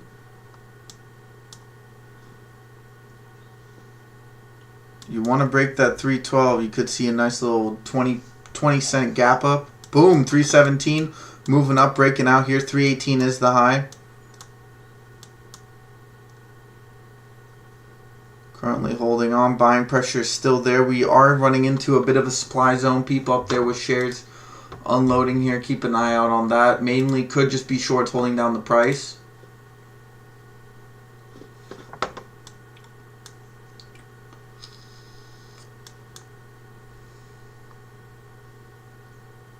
We're still about 20 minutes away from this confirmation on 5 minutes on either push down or push up here. Did see a lot of volume kick right back in there. Bulls making another attempt here. 318 is the current high. Looking to go higher. 319, 320. We're breaking 320, 321, 322. Boom.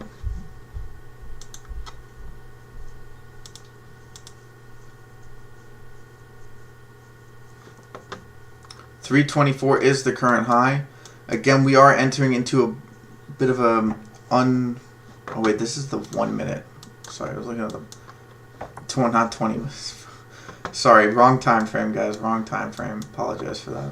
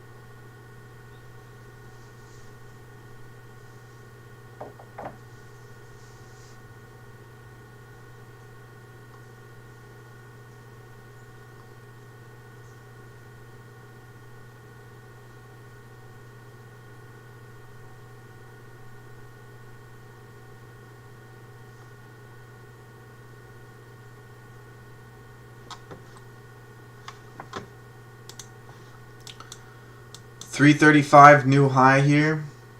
SPY also looking to push up here. Damn, this entire market just floating green. Nothing but.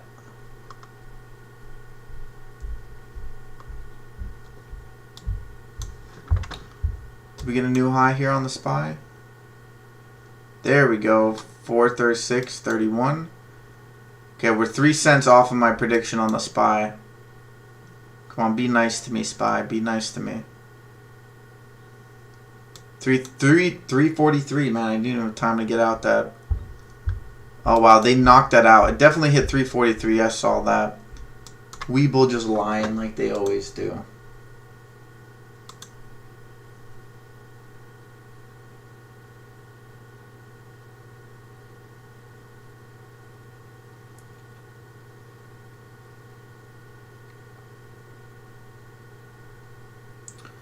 No, I jumped in ride though. Bro, you made your money, bro. Don't be hating on yourself, Solcero. There we go, 343. Looking to push higher, potentially. FDA grants fast track designation for Alzheimer's treatment.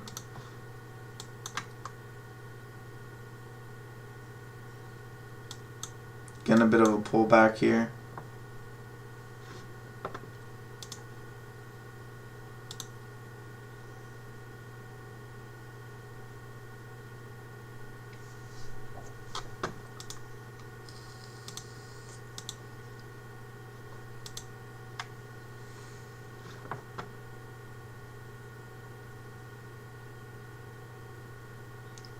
Damn, the SPY is going to do me dirty like that. 344 seems to be the high. I actually have not looked at previous highs here. 390 looks good. Currently at 343. Yeah, you're definitely running into a supply zone here. There's some back holders who are offloading. If you're going to push higher, you might have to do a little bit of a pullback here. Which I think you just did actually. Yeah, that's what this candle is. Looking to push higher here. We're looking for 390s. The 390 is what we're looking for on ACIU.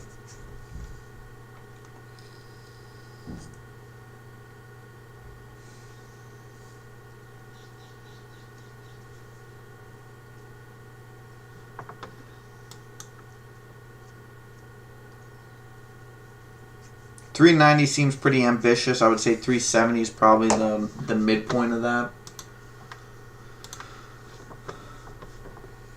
Yeah, RSI is heavily overbought, but we are looking for it. Well, we're into the 350s here.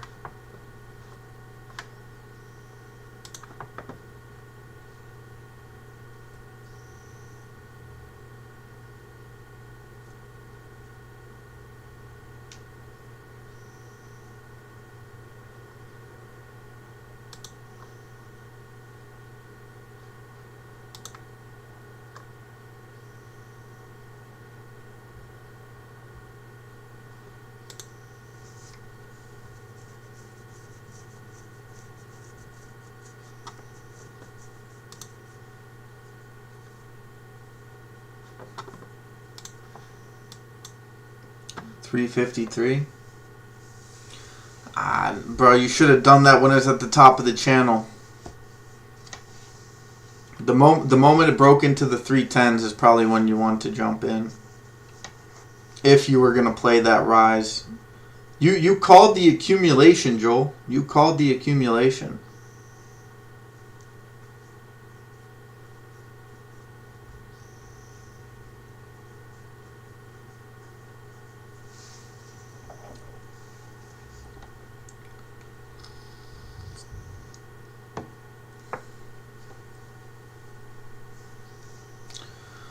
See, 355 ACIU. Are we looking for that 390 area? I think we're maybe looking for the 390 area. Come on, SPY. Give me that 436.34. I believe in you, bro. I believe in you. Let me call it on the dot.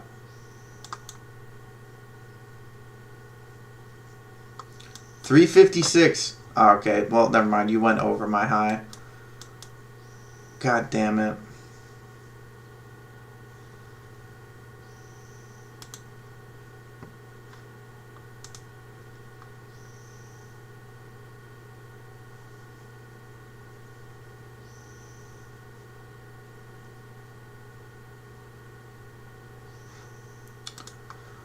Okay, in the Discord. Right, 1 minute.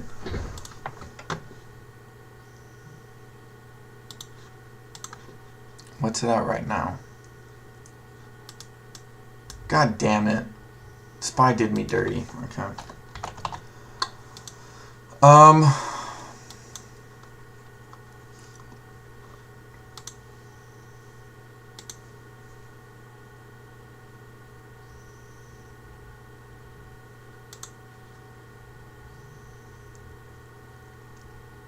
So you're looking for a 240 finish. That would make sense because that means you would be running into the 200 EMA on the 10 minute. That would make sense.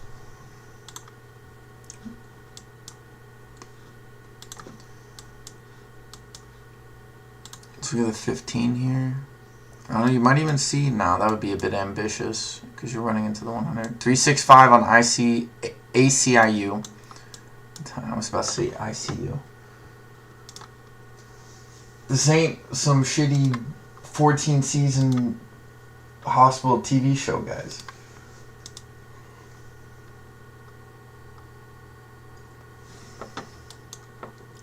$366.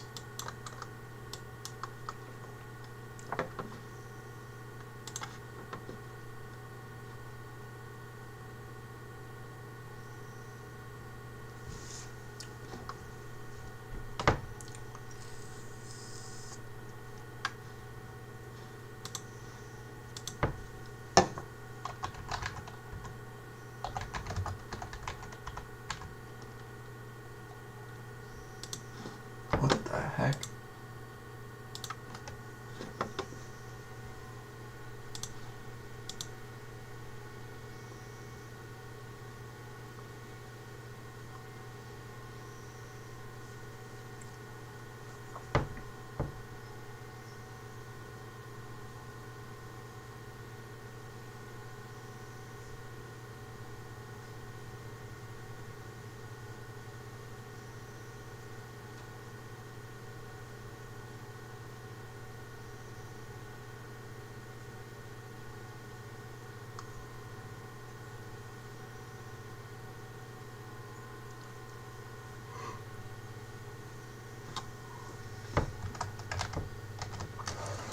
See, 378. We're looking for 390. 383 is the high. I feel like we're off to the races here.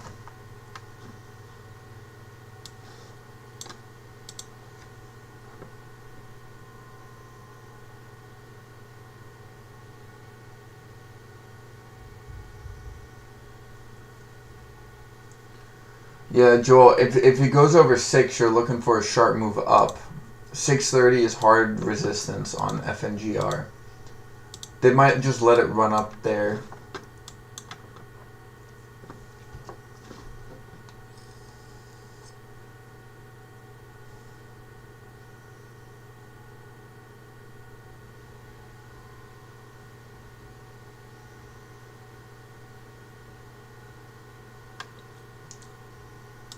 How's it going out with such ease? Wow.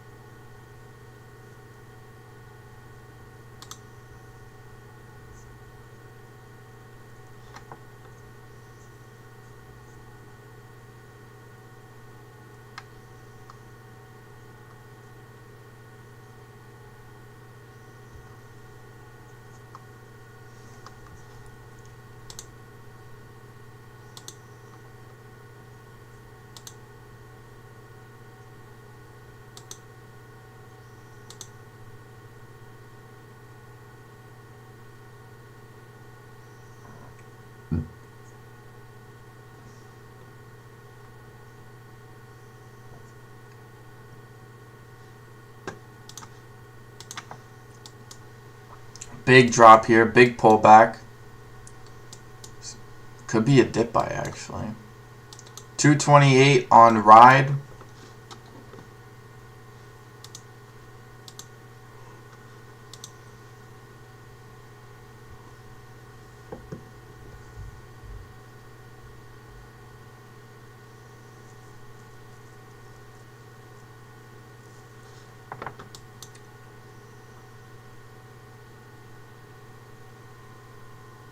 Yeah, I'd be careful with ACIU. 383, we got close up to that 390 area. A lot of volume is still coming in though. You could see a move to the 420s if it decides, but yeah, no, it's about to reverse. Be careful.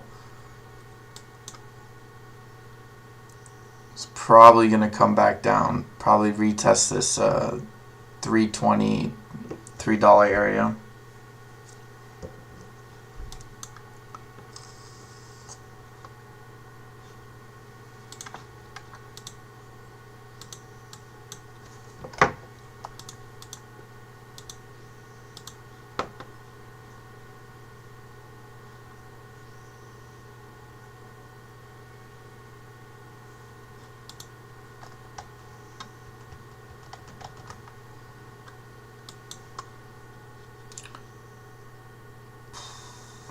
You need a lot more volume for that reversal to really kick in. If not, we'll see how well this dip gets bought up. It's going to be tough to bring it back there. They caked that bad boy up very nicely.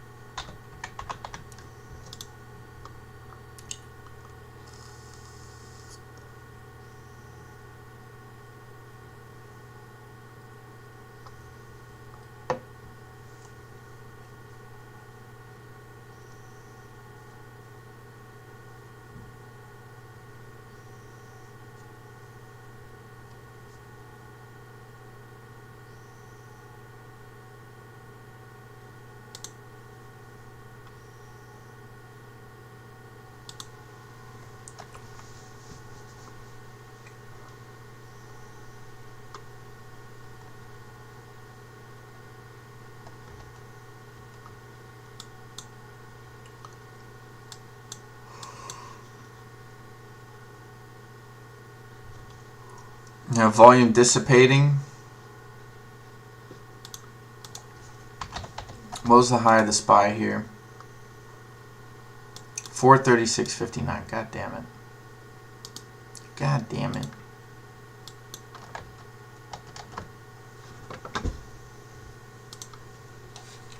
Never try to call the SPY, I guess.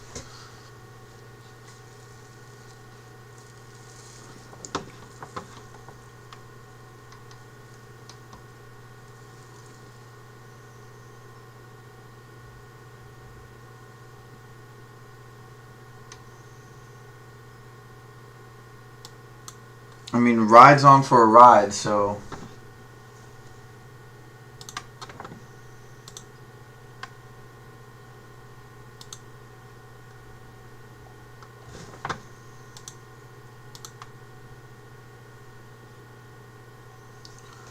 See, where's PLTR? PLTR almost reclaiming 15. AI is heading back up.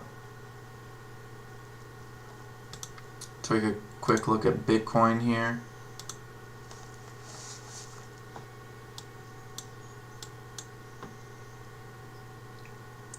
Fook.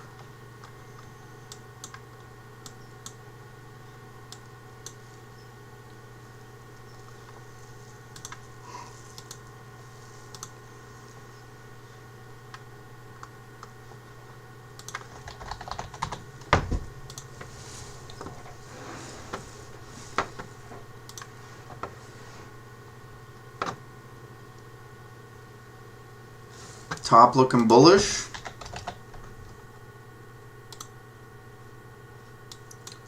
There we go. ACIU getting sold off. This could just be a dip here. You do want to see some buying pressure come in.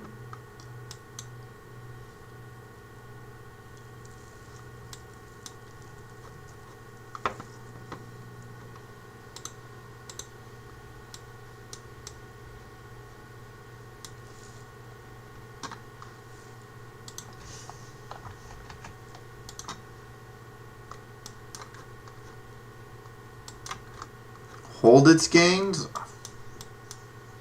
Probably might pop up a little bit, trade sideways for a little bit. Let's look at the 4. Let's look at the daily. Yeah, I could see it pop up above 14 on Mara. Hold its gains? That's a whole nother question.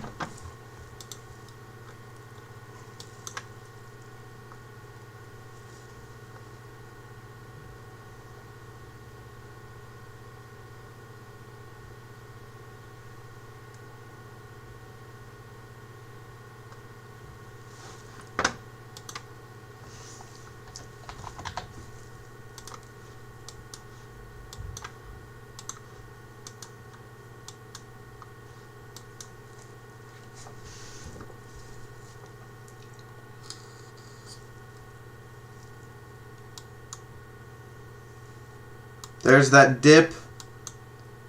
We're looking for the 390s, baby.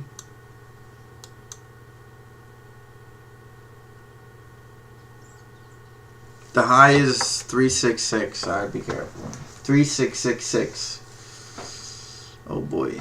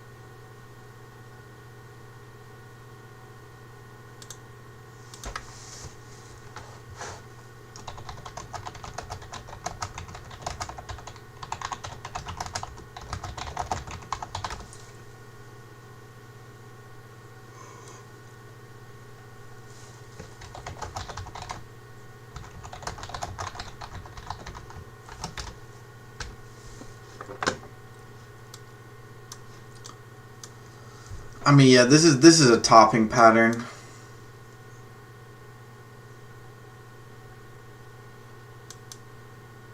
I still think it has room to go to 390. If it hit 383, it has room to go to 390.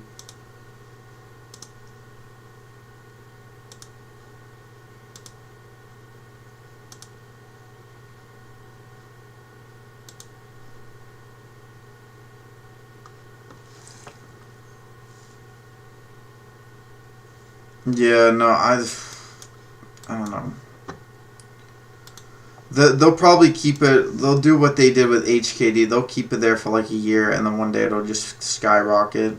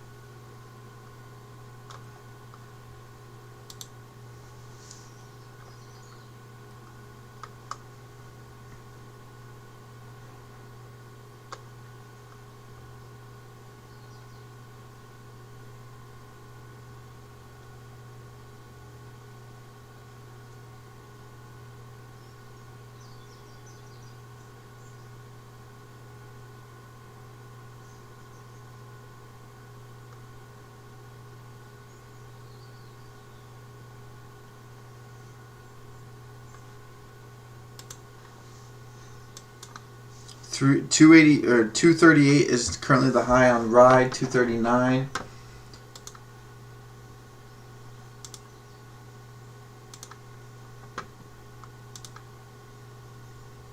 Great call outs by our people today.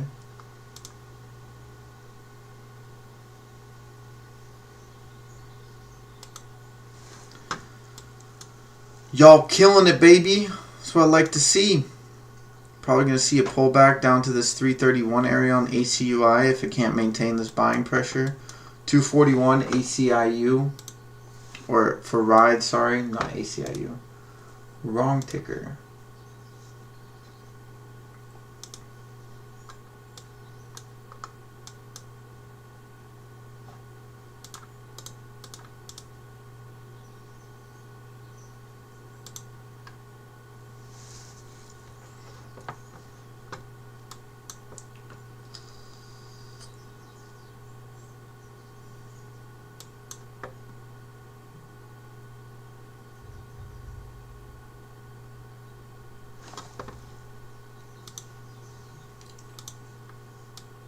So is the SPY about to break out? No, it's too late in the day. We got 35 minutes left.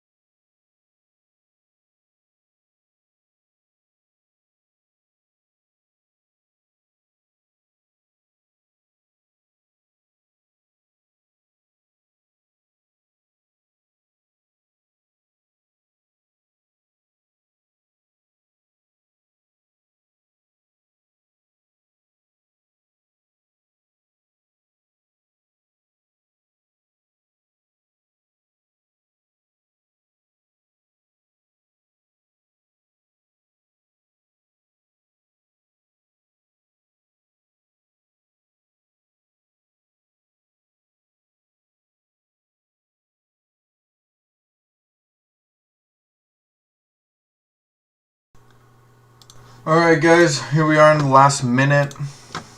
See, ACIU came back into this channel. Ride hit 240. It's kind of the high here.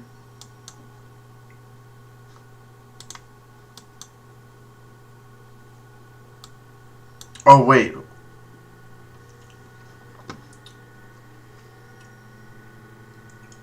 A minute until the market. We still have an hour. Sorry, power hour. Sorry, I'm eating, so I'll just be in the background.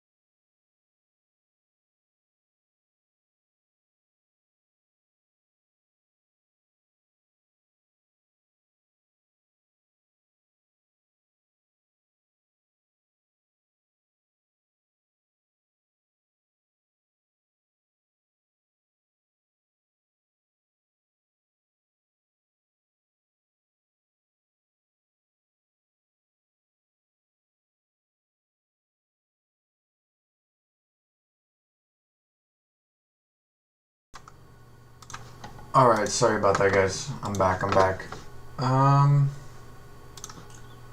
We only have 7 minutes left here. Has anything wild happened? See, Ride took a little bit of that dip off that 241 high, came back down, found support at 2, bounced back up. Seems like a little bit of a failed breakout, double top. ACIU popping back up to that volume area. Let's take a look. BDTX had a beautiful run up to 685, came back down after that run up, hit that twice. NEO climbed up all the way to 933. See, PLTR had a run 1476. Banks moved up pretty nice today. VIX 1366. See, anyone in MPLN? No. So yeah, I'm here, Hatter. Sorry, I got distracted, man. I got distracted.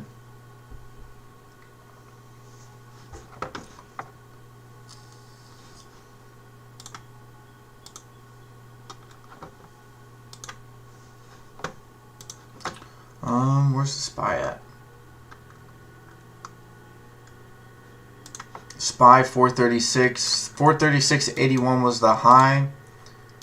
Currently trading at 436.25. Looks like it's actually going to be dropping here a little bit. Probably heading back down to the 35s.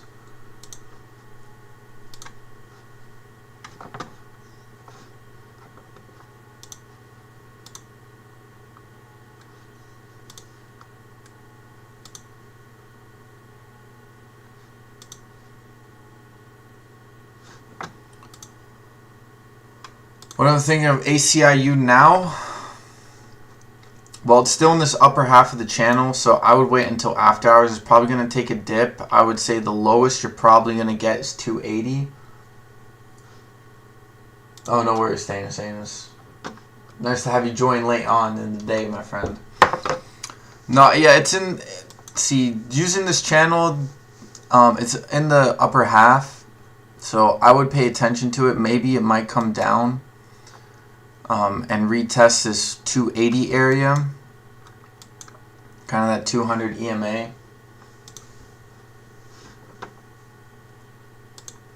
Wow, look at Coinbase's move, up $8.30.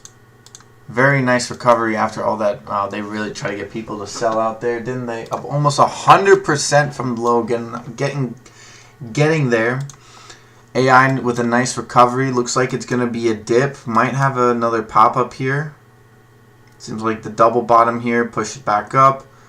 Enough buying pressure to maybe see it retest. And we're going to have to wait and see if that buying pressure is there to push it up for a new high on this run-up.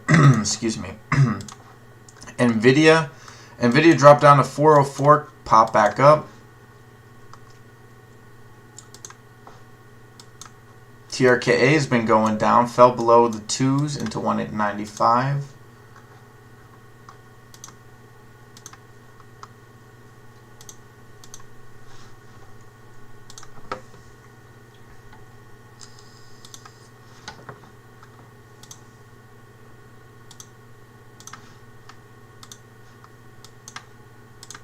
So let me look at this.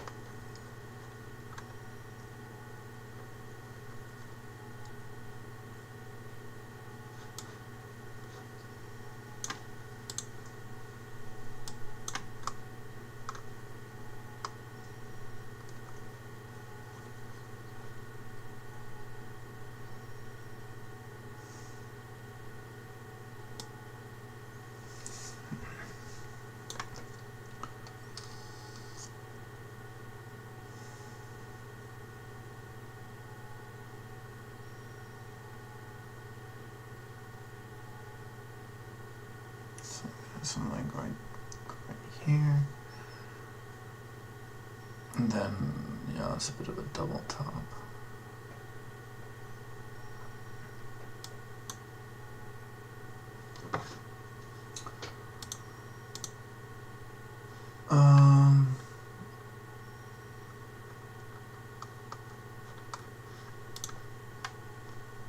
See, let's take a quick look at the heat map. Wow, even half of healthcare has come up. Most everything is green today. Google climbed back up. Futures are all red. Interesting. Today indicates something good happened here.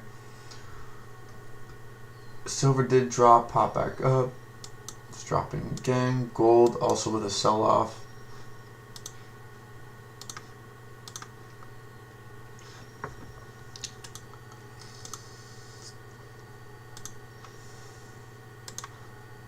I don't know. ACIU. It would be a bit late to get into though. See, we are about a minute away from close here. We'll have to wait and see what happens.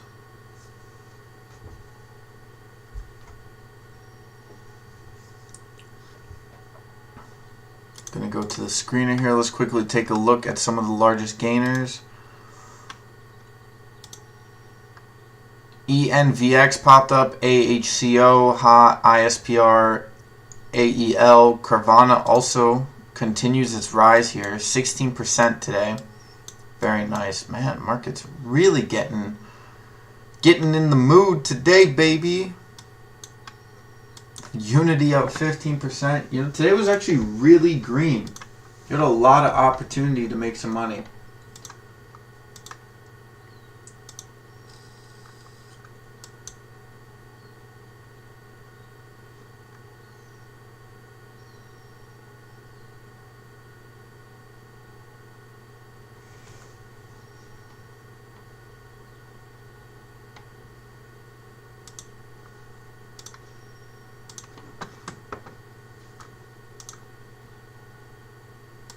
And there we go. Market is closed. All right, let's take a quick look at the screener again.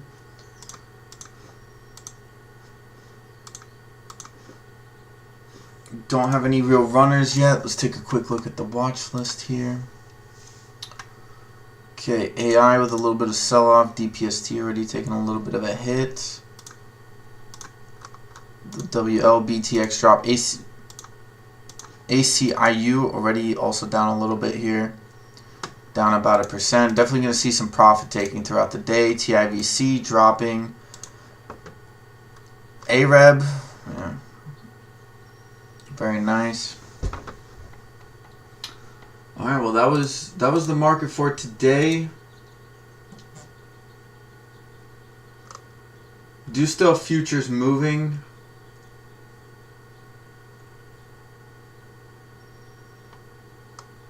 We had a lot of deviation. Bonds are still down.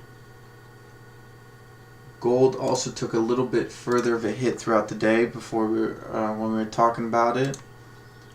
GNS popped up 1.5% after. BDTX dropping below 6 here. ACIU. I would keep an eye on around this 280 support level. If it can't maintain that, I'd be careful. Do have another one at 306, somewhere right around there. So take a quick look here on any moves after hours. JXJT popping up, ADAG popping up. Not a lot of volume on these. SJ, we're looking for some good volume here.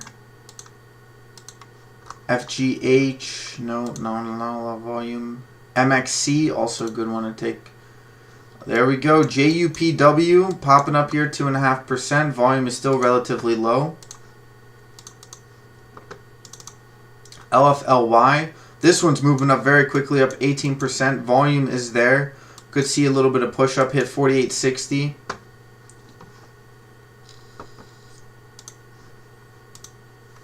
Almost immediately right after the market closed. See, pretty green today actually.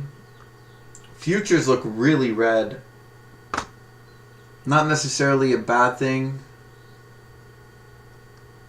Also, it being green is also not necessarily a good thing either, so. Anyone in XI, or AXI, AIXI, my goodness. Woof. Beautiful climb up 11% today. Did kind of pop over that pre-market high. SRGA. This is another one to look at. ACIU. Currently dropping down 3%. Yeah, it's heading down to the mid of this channel.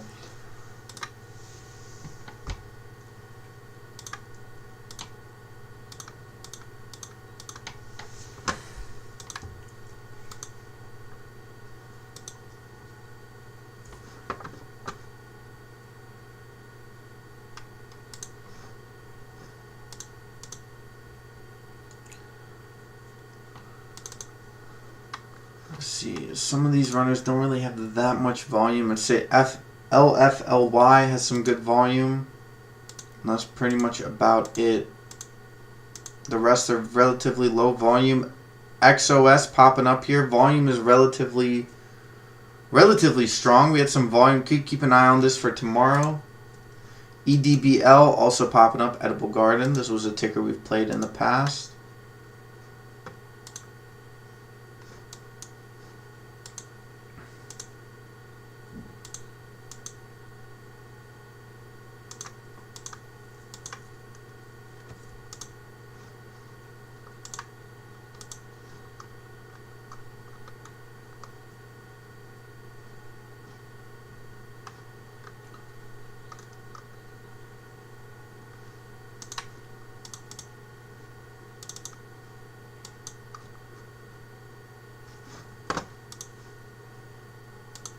Alright.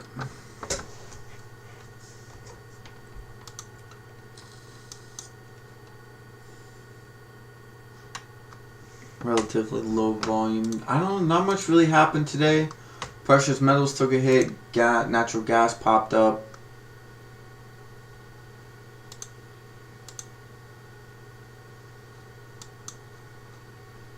Tesla's still following my fractal here.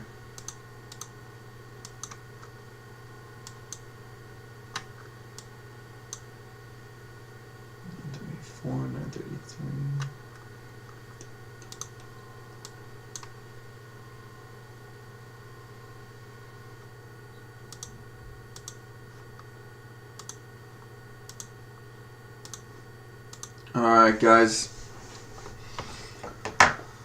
not much else for today. There were some earnings that I checked in earlier, but nothing really of significance.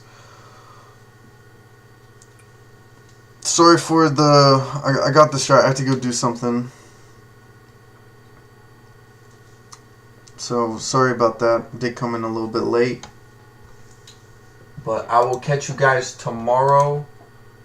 Thank you for all the likes, the subs, views. Thank you guys for chatting today. Today was pretty fun. Hope to catch you guys tomorrow morning. Until next time, peace.